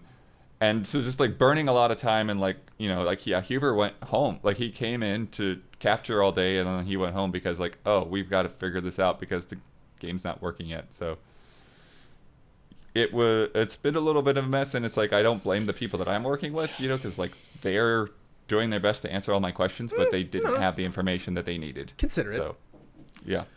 Didn't Someone has to mention. be blamed. I blamed Didn't Brad. mention- Brad messaged me in Slack and was like, "Yo, Jones, I beat Spider-Man. If you need any help," I was like, "You mind your own business. I can't play that game for another 4 days. You shut up, Brad Ellis." Yeah, capture. You forgot to mention the Pathless and Godfall PS5 Oh, games as well. very Yeah. nice. Yeah, Pathless. What's Godfall? What's it? We didn't. Oh well. Hey, I'll tell you what Godfall is. Godfall's not coming out. Oh no, Godfall is only a PlayStation 5 exclusive until May 12th. Oh, But Warframe's getting a PlayStation 5 upgrade. They just announced that. Woo! nice. Will I finally jump into Warframe? One of those games. Looks cool though. Also, this week, I was going to talk about Nintendo's 6-month earnings statement and EA's Q2 financial results. And Hubert loves when I talk about earnings statements and Yes. financial results, but we don't have time. Yeah, I'll run through it really quickly. Oh, earnings? No, these are the ones I don't like. Yeah. Where it's like these made $900 million, Yeah. whatever. Nintendo kicking ass. EA's kicking ass. Net profit for the last 6 months in Nintendo has reached $2 billion, up 243.6%. Wow. Jeez. 243%. Hardware sales reached 12.53 million units worldwide, 80% increase year on year. These are just crazy numbers. That would have been a fun conversation, but we talked about NPDs recently, and Nintendo's just been killing it. 20 games sold at least 1 million units on Switch hardware. Nintendo published 15 of those, so they know what they're doing. Yeah. EA also seems to know what they're doing. They grabbed that the license for the UFC through 2030 and NHL through multiple years. Quote. But they posted their their quarter Q2 for 2021. Madden NFL 21 is nearly 30% more players year over year, Huber. So they just can't do anything wrong with that franchise. EA Play, previously EA Access and Origin Access, passed 6.5 million subscribers. And according to EA, Apex Legends is on track to become a $1 billion franchise. Wow. According I to believe that. it. You believe Nice. it? Nice. I believe it. Fortnite and Apex, man. Kicking ass. And Warzone, I guess. Call of Duty, I guess. Pokemon Yeah, Go's just Call of Duty. Pokemon Go's 2020 revenue estimated at $1 billion. Yowza. Best year ever. Only going up for Pokemon Go. That's Wow. funny year for ever. That's Pokemon impressive. Go. Yeah. The year people are supposed to stay inside. Oh no, they what? countered that immediately. They were They right changed. on top of that. Yeah, they changed how it works. They had some event Oh, planned nice. that they were like, we are still doing this event. No, we are not canceling that. Activision Blizzard reported third quarter net revenue up 52% to 1.95 billion. Almost made two, couldn't pull it off. The Activision portion of that doing much better than the Blizzard portion of that right now. Here's my happy VR news. Oculus Quest 2 pre-orders were 5 times higher than Oculus Quest. Nice. So just keep that trend going. Sony is going to buy anime streaming service Crunchyroll for over 957 million. Nice. Whoa. Yeah, Dude. A win for anime. Bombshell. that's relevant to our interests, right? It's not necessarily I- gaming dude, I news, but we I need to. subscribe. It's relevant We need to my to. interests. Our listeners appreciate I'm a that. crunchy roller, baby. I got HBO Max now because I abandoned Roku. Feels good. Classic Guilty Gear got a player spike after they rolled back the netcode patch, or there was a rollback netcode patch, as we talked about in Silver Lining. Unfortunately, the nasty lining to that Silver Lining was Lab Zero Games developer Mike Zaymont worked on this patch, was hired for this patch. After all of the stuff that he did, after Lab Zero, after wanting to kick him out of the company and dealing with all these ownership issues, they were like, can you make this work? Because he was just the most qualified person to do it, and the people that hired them were like, yeah, we weren't proud about it, but we're happy that our player base is digging this thing. Fortnite is launching with PS5 and Series X, 4K, 60 FPS, dynamic visuals, and physics. Dynamic physics? How does physics work out with crossplay? How are you playing with people on other consoles if you got dynamic physics only on one console? Also, isn't physics inherently dynamic? That's Stop it. Physics. Yeah. Ruined Ray King. tracing on PS5 also, right? I think. I don't know. We'll see. It's gonna look better. Do you remember ray think tracing? so. I got a 4K TV, Huber. You did? First time ever. Omar and I went and Whoa. bought 4 identical 4K TVs for our living room for Dude. next buddies, gen. TV And buddies. They're just next to each other. I've got my Google TV. He's got his Apple TV. Demon Souls To run full 'em? blast. Demon Souls full blast. Sorry, I'm just really excited about. I'm excited. It's the time to talk about 4K, the relevance, the value of 4K. I've never had back, 4K TV. Report back next week. I will. Ruined King, a League of Legends story, is launching in early 2021. That's the first league on consoles. Fairly big deal. Playdate, the tiny yellow handheld with a crank, is delayed to early Yeah. 2021. Yeah. Sega is selling Tokyo-based Genda, to Tokyo-based Genda an 85.1% stake in its arcade game branch, which is Sega Sammy. I think it's specifically the branch of Sega that's selling that. Just to pour one out for arcades, but something that Sega's not investing in anymore. Virtua Cop. Activision and Acclaim of all the games. Of all That's the the one. games. Okay. That's the Sega arcade game, Jones. Virtua Cop. Activision and Yu Acclaim Suzuki. veteran Greg Fishbach formed Accelerate Games and is working on Toy Soldiers, a new Toy Soldiers game. Why do all of these companies start with AC? That's I don't know, all of them, Anyways. yeah. Bandai Namco and At Games settled the infamous, that we've talked about several times, Miss Pac-Man dispute, The arcade blast from At Games will go on to sell as planned. There was a dispute over Miss Pac-Man. Miss Pac-Man will not be in the Arcade Blast micro console that you can pick up. Old school RuneScape broke its concurrent player record at 157,445 people. They added leagues. Everybody freaked out. They broke that. Old school RuneScape still going strong. This happened right before we started recording. Somebody attacked Capcom servers and stole a terabyte of data. Capcom says consumers are safe. Thanks, Capcom. Great. Breached. Yeah, it's always good when the hackers like have their own website and they're like, "We got your stuff," and Capcom's like, "No, they didn't." We're like, No, they didn't. Trust us. I don't. Hubert, is this a spoiler? I can't tell. L.A. Dodgers Cody Bellinger will cameo in Assassin's Creed Valhalla. Hell. It's like, what's his I butt mean, being in Game of Thrones? It's like, is this make it worse, better, or who do I care? I don't know. It's the most bizarre celebrity cameo I think I've ever heard of in my entire life. Nothing more bizarre than Cody Bellinger in Assassin's Creed. It's so weird. It's so weird. It freaks me out how weird it is. And the day before Halloween, on October 30th, From Software tweeted, "We also greatly appreciate all the enthusiasm and support shown for Elden Ring, our next dark fantasy action RPG. We hope you look forward to it." Yeah. Tease. Thanks for that. Next year. More details next year. Let's Wow. go. No rush. Remember that? Thanks. Thanks for your questions. It's time for Love and Respect.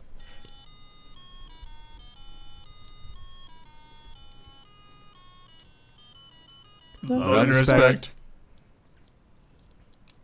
Brandon K. Gann, as we all stand on the doorstep of next gen, I have an impossible question for you all. What is the main improvement for the gen after? Because we're over it. We're over this gen. The coming gen is all about load times, SSDs, native 4K, etc. But what areas do you think would be the major selling points for 7 years from now?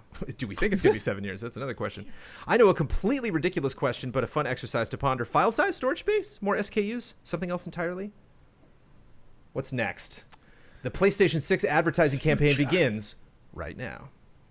Oh my gosh. I haven't even played PS5. Thinking about PS6. Oh yeah. Yeah. Kind Well, we're of not too drawing a mad on blank. I don't know. machines yet. AI baby. That's the big I mean, thing. yeah. I mean, shouldn't we be that's the doing first that now thing. though? That's what's. Well, yeah, because I play lots of open world games, and I was playing Watch Dogs Legion. I bet that runs best on next gen consoles. I played it on PC. Load times are great, but you just dumb people all over the place. It's just people. Even Spider-Man, that moment from Spider-Man, the scene that we all saw with them like walking down the street with all the Christmas and everything, that was so beautiful. His friend made a beeline straight for a wall, like immediately, right as we moved out of the cutscene, he just like took a left and just like hugged a pole. I'm like, no. Hey, that happens with race cars in real life, John. I was gonna like use that shot, but now I can't. Don't have time to replay it. I double down on that. That's such a good one. I would love, Yeah. Especially in That open was world what I was games. gonna say, too. and horror. You know, I'm a big horror fan, and just like a game to you hear Phasmophobia, they get in your ears, and it's like yes, but the second time I hear that, it's over. I'm not scared of it anymore. If it Yeah. knew what I was doing and was commenting on that, even if the voice was kind of robot voice. My fear, yeah, went down way fast in that. But I mean, like, you see things like the Unreal 5 engine demo, and what it's able to do, and how many polygons it's able to pack on there, and the physics advancements and ray tracing and all that stuff. Like, certainly those kinds of things are going to advance for this generation, let alone next generation. But yeah, the stuff that I think will be really big too, besides AI making games more. Because, I mean, I think we're going to see that hopefully with Cyberpunk, where, like, you can kind of talk to anyone and get at least a little bit out of them, possibly. I think that the more intelligent these engines get, the less time developers will have to spend on just, like, really low-level, like, systems stuff. Like, the more that an engine takes care of that, the way Unreal 5 does, they'll have more time to engage with more content and more stuff like that too. Yeah. So as the tools get better, the games will hopefully get better because developers will have more creative time that doesn't need to be spent doing nitty-gritty stuff too. Oh. And it'll all be online streaming, and gens won't exist anymore, so. Right. There's that argument that like everything will just start moving towards streaming, but Yeah. I mean the fact is that Even 7 years is too soon for the infrastructure. of yeah, this the country, internet at least. is garbage. So Whoops, I broke it. Yeah. Garbage internet. So bad. And with the whole series model, it's like we're just gonna get more series. Yeah, I I'm guess very they curious rename what the those. next That's why we know it's a Xbox new is gen? going to be named. Yeah.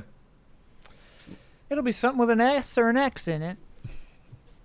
From Gaspard, greetings, allies. I have a cozy town edition. I repeat, Huber, town edition of real or fake for you. I have a list of 15 town names. All you got to do is tell me if they're real or fake. Jonas forgiven for any mispronunciation. Hope this was fun. Love and respect, Gaspard. Oh, by the way, Gaspard, you misspelled mispronunciation.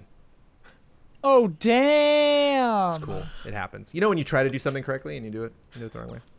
Number I one. broke my hair clip. That's your only hair clip? Nah, I got another one. That was your Headphones good kind of naturally do that a little bit, right? Just get the hair back there. Number one, Fenmont. Real. Did Wait, what's Gaspard the did game? Gaspard make this up, or is this a real town in a video Fake. game? Bonus points if you know the Oh. game. Fenmont. Fake. Fenmont. Fenmont. Fenmont? I got nothing to go off of. I was like real. Maybe real. It is real. It's from Tales of Exilia. I was gonna say Tails too. Damn it. Say it. Me too. I was gonna say Tails. Oh, it's so Tails. Melfina. Melfina. That sounds real. Malfina. They all sound real, Sounds like probably. malfeasance. Fake. I want to say it's Fake. something from like Octopath or one of. It's from The Last Remnant. There you go. We need Ben for these. Dude. These are Yeah, all JRPGs. Yeah. Gregorio.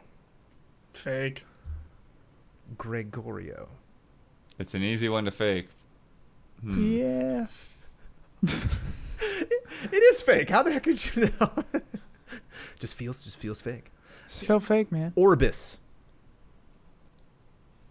That's so dumb. It has to be That's real. real. Orbis. Orbis is real. It is real. It's in the very dumb Maple story. I'm kidding. Paulima Capital. Paulima? Paulima Capital. This is real. Is this That's Final gotta Fantasy be- 14 or something? It feels real. fake. Yeah. Come on now. Oh, it's fake. The capital. You know Well it. done. That's a good one. I like well that's a good one. done. If you if He changed up the format. if it was Gregorio Capital, would that throw you? You'd be like, Yeah. well, I would have said true then. it's the capital of Gregorio. Yeah. Blood would have sniffed it. Gregorio, good. Blood sniffed it. Vaspar. That's real. That's real. Sounds familiar. Super fake. Ah, Whoa. Damn it, Blood. I You're even quick. it's even in Google Docs. It's flagging. It's like my Vaspar. The hell is that? Gregorio. I know what Gregorio that's is. not a fictional But place. Vaspar, get out of here. Correct that. Lumina. This is real. Well, there's Lumina Engine. Luminous engine. Oh, right. Lumina. Lumina feels like it might be something that's not a town. But I'm thrown off now. I'm been I'll so say wrong. real. I'm rattled. It's a town, man. Legend of Mana. Boom. Lumina. Ah, Nailed it. This is a weird one. The Village. Resident Evil Well, Village. The Village. the village. That's You that's could too argue dumb for to that not being be real. in Yeah. several games. Specifically, Gaspard is arguing that it is in Nier, the first Nier. You go Hmm. to the village. Limsa Lominsa. Oh, that's true. That's Final I've Fantasy. heard that. Yeah, I've heard That's that Final before. Fantasy something. It's one of those like 15 maybe or 11. Or 6, judging Yeah. by Jones's reaction. yeah. Which one? 6? 14, baby. That's something No, you can 14, you can, okay, yeah. 14. You can download that 14. game and go travel wait, to is that where the Limsa I knew I'd Is that been the to this elves? town. I knew I'd Is that been where there. the elves start? It's not where I the feel like elves I've been are. there too. No, stop it. There's Oh, yeah, there are elves. what are they called? They're called the Taru Taru. And I think Limsa Lominsa is where they're from, the little guys. They're called Taru Taru in Final Fantasy Oh. 11. I can't remember what the correction What next are the week. elves called? Elves? I don't I know. was dude. one. The Oh tall, no, they sexy all ones. have weird names. That's right. Right. Whatever. I'll get it before the end. Bebop City. Bebop. Bebop City. Bebop. City? B-E-B-O-P. Bebop City. Ooh. Fake. I want That's that to be real. real, so it's Fake. fake. It is fake. Good job, Probably Huber. in Mega Man. Yes, I was not gonna fall for the extra word. Right. Kowloon. Kowloon. That's Yeah. Shenmue 2, dude. Yeah. Let's go. Come on, man. Kowloon. Let's go. Of course. Kowloon we're Knights. getting that one by him. Radiata City. Oh. Radiata Stories, dude. Yeah, Is yeah. this true? Yes. Yeah, let's go. Is this Let's true? go. Cat's Cradle. Ooh, Cat's Cradle's a good one. I'm gonna go with fake. Me too. I'm gonna go with Blood. That's fake. Nice. That song is real, though.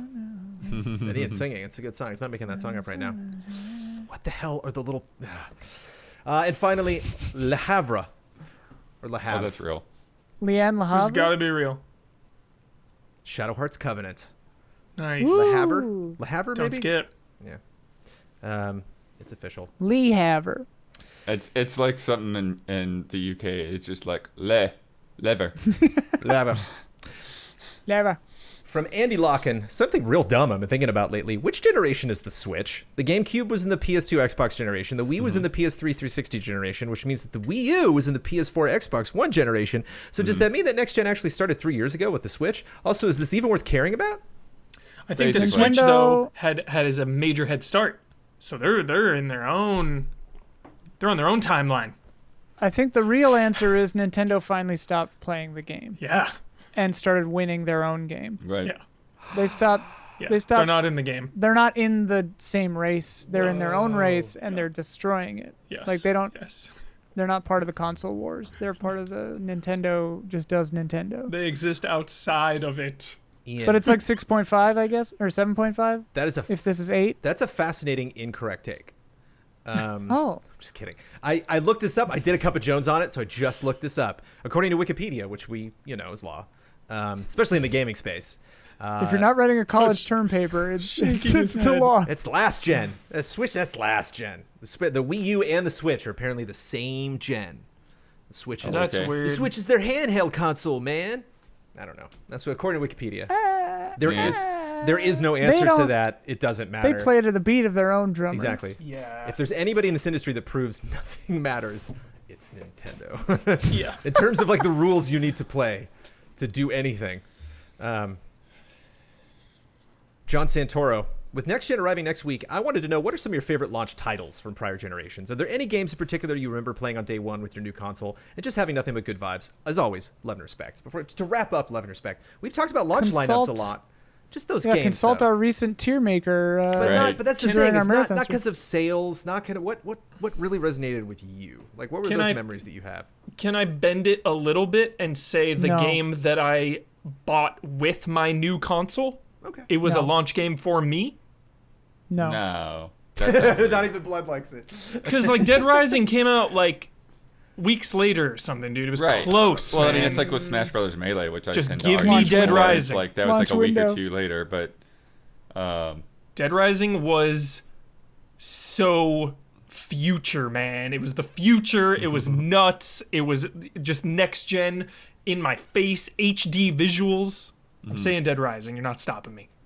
The ones for me, I mean, like obviously, like historically, Super Mario 64 is like god tier, but like the ones that personally I loved the most are really dumb bad games. Summoner and The Bouncer come to mind. Nice. Just two shitty. They're both Square Enix, I think, or maybe just Square in the case of Summoner. Dude, shout out to the whale in Sonic Adventure. Running from that Yeah, thing. yeah. Big one. Big moment. yeah, Bouncer Rogue Squadron 2, dude, that game. Like Lighting. it's- Those Well, yeah, that's the lasers thing. It's like shot it's so rare for like a launch game to be like one of the most technically proficient games of the entire platform. Sure. You know? Yeah. Like you put that up against any like late, like last gen or whatever, or like the late cycle, whatever. I forget how you refer to it, but the end of the GameCube's life. Yeah. If you put like Rogue Squadron 2 up against Twilight Princess, like Rogue Squadron 2 holds up. It's like it's a good looking game.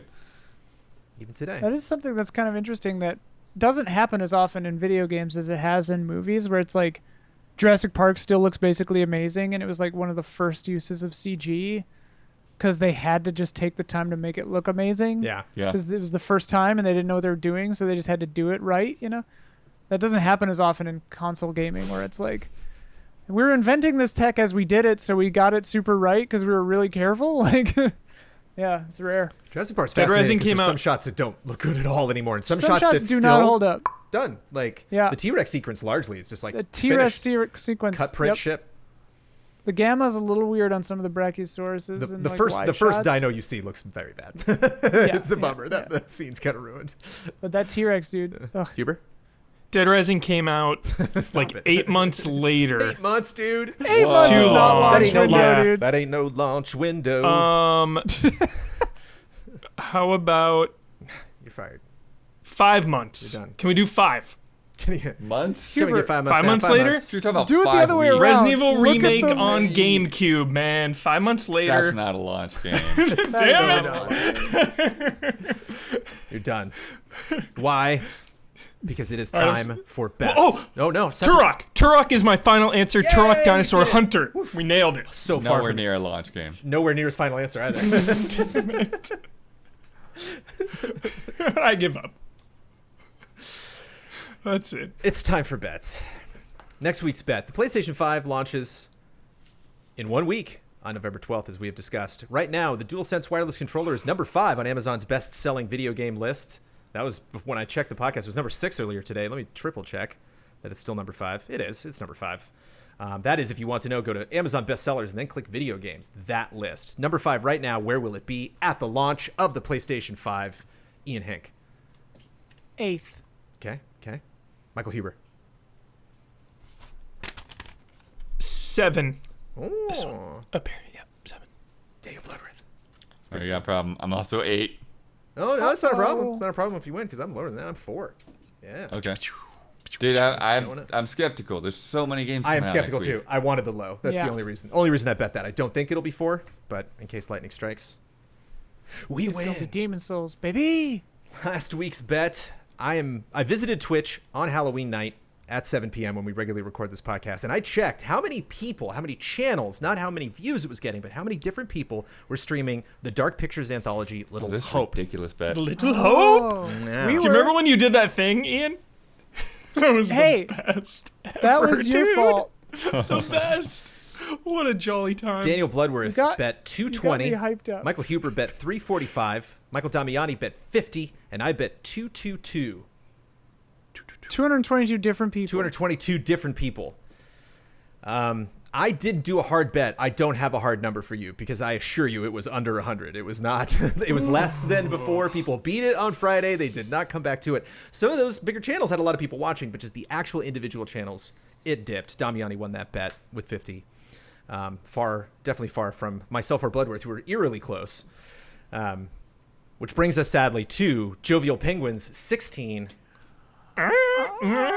I forgot the quote. That's fine. You remember to dress up, which I appreciate, and it's Yeah, and it's that's the it's best. Thanksgiving themed, which is nice. Astonished Scorpions 13. Let me tell you Here's a Thanksgiving theme one. about patreon.com. Oh, I'm hungry now. Let me tell you about patreon.com/easyallies. Hey, all this next gen stuff you can get for free. You can go to our YouTube channel. You can get all of that stuff. But we are primarily supported from Patreon. We have got a lot of support in the month of October. A lot of attention given to us from our lovely people that have supported us throughout this very difficult year in such a way that we can take the time to prepare all this wonderful next gen content. If you would like to be a part of all those wonderful people supporting us, you can do it at patreon.com/easyallies. We have fun new exclusive shows that are going to be rolling out very soon. You can get exclusive access to those shows. Some of those you can get early. Some of those you can only get on Patreon. You can get more info and check out stuff that we've already produced. Patreon.com/easyallies for just $1. And they're a lot of work. I hope you like them. That's so important. Wow. That's a I sentiment. know it doesn't matter to you, but these shows are That's a hard. sentiment I don't think we share. We finished the Impressions Blood, and I like there was this voice in the back of my head. Am I cutting this? It's like, oh shit, we just finished wrapping the Xbox thing, and you were like, and then upload that for Ian. And I was like, Yeah. No, it was, It's always the worst. but I'm doing a ended showcase up- with you tomorrow, Ian. So the bill comes due. Oh, yeah, it's gonna Bill be. comes due. What Always. MCU movie? I'll stop it. That's why I quoted it. Thank you, Brandon Jones. But yeah, we Always ended up comes to shooting that PlayStation love 5 like last night instead of this morning. I was like, oh, thank goodness. Like it's like I still have reviews to work on, but it's essentially done. You know. We've yet to see the end of that arc, Huber. Whew. Seriously, dude. Does Chiwetel Ejiofor say that He somewhere too? does. In an MCU movie? Yes. Which movie is if you're Doctor curious what Strange? if you're curious what we have yet to do Oh, in the yeah. MCU, we got yet to wrap up some Doctor Strange stuff, man. Multiverse is gonna be nuts. Woo, Sam Raimi. Cool. There's a shout out tier, Patreon. There are people at that tier. We got a new person this month. Woo! Somebody name that I definitely recognize, a name that I have said many times. Bumping up that pledge. Thank you so much to the shout out tier. Boost it. Boost Ian, it. you're going first. I am going after Ian. Huber, you're going after me, and Blood, you are wrapping it up. Shout out Caboose. to Caleb Togi Crawford, L. Thanis, Greg the Dark Knight Kettering, and Nick. Shout out. Shout out. Shout out. Waiting on blood there. No, I thought I was wrapping it up. No, dude. Huber, you're not. Yeah, You you're, said- you're just something about Turok, bro. You said, I said Ian after goes first. me I go and after blood. Ian. You go Check after the me, tape. and then blood goes last. I for I thought sure you said blood goes I thought you last. said you're after me and blood. Can't wait to check the tape. Check Luckily, the tape. we are recording this. Can't Check check it it. right now. Can't check it right now. You could be 100% right. I'll check it. Stay tuned if you're listening to this podcast for the You're winner probably right. of this Jones is probably right. of this dramatic event. Redo. Yeah, Yeah, Ian, do it again. me, Huber, blood. Okay. Shout out. Okay. What did you say, Huber? Like, there's not someone at the shout out tier named like Gobblegoo. What did you say? Like you shouted something out. I want to make very clear who is at this tier. It is Caleb Toki Crawford, L. Fanis, Greg the Dark Knight Kettering, and Nick. Shout Shout out. out. Shout out. Shout out. Oh yeah. That's how when Huber went. I was like, no, Huber, you're last. I was like, wait a minute. Shout outs. Tricky sometimes. Next gen coverage. It's tough. Piece of cake. Huber, We you were win. wasn't. We Hardly. win. Huber, you were on that podcast last week. You did not give the winning bet. Damiani was, which means Ian is going to pick up the slack and wrap up this Nice. podcast. You get to promote any Easy Allies Take it video away. you'd like to promote. You get the final word on anything you disagreed with, want to reiterate, or just popped in your head, and you get to sign off with your trademark sign off. Do it. Well, we have so many new videos. The launch, all of our next gen launch coverage is really great. You can package it. Yeah, we'll package all our next gen launch coverage together. Also, I had a fun. This is a tease, but how do I turn you on? There we go. Check this out. Damn it! It should work. Fortunately, this is going to It's work not out for working. audio listeners. It's not working. You're going to have to wait a little bit. Oh, it might not work out. Whatever. Yep. I was gonna tease my easy update It's your episode. end It's to the pretty great. podcast. I mean, however you want. But since I pitched two things, I guess that has to count as my final word. Good night and good game.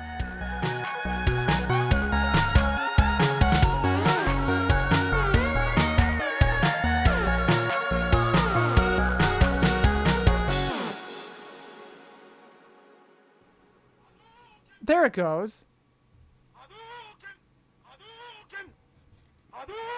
Ian, you're going first. I am going after Ian. Huber, you're going after me. And Blood, you are wrapping it up. Well, oh, Turok.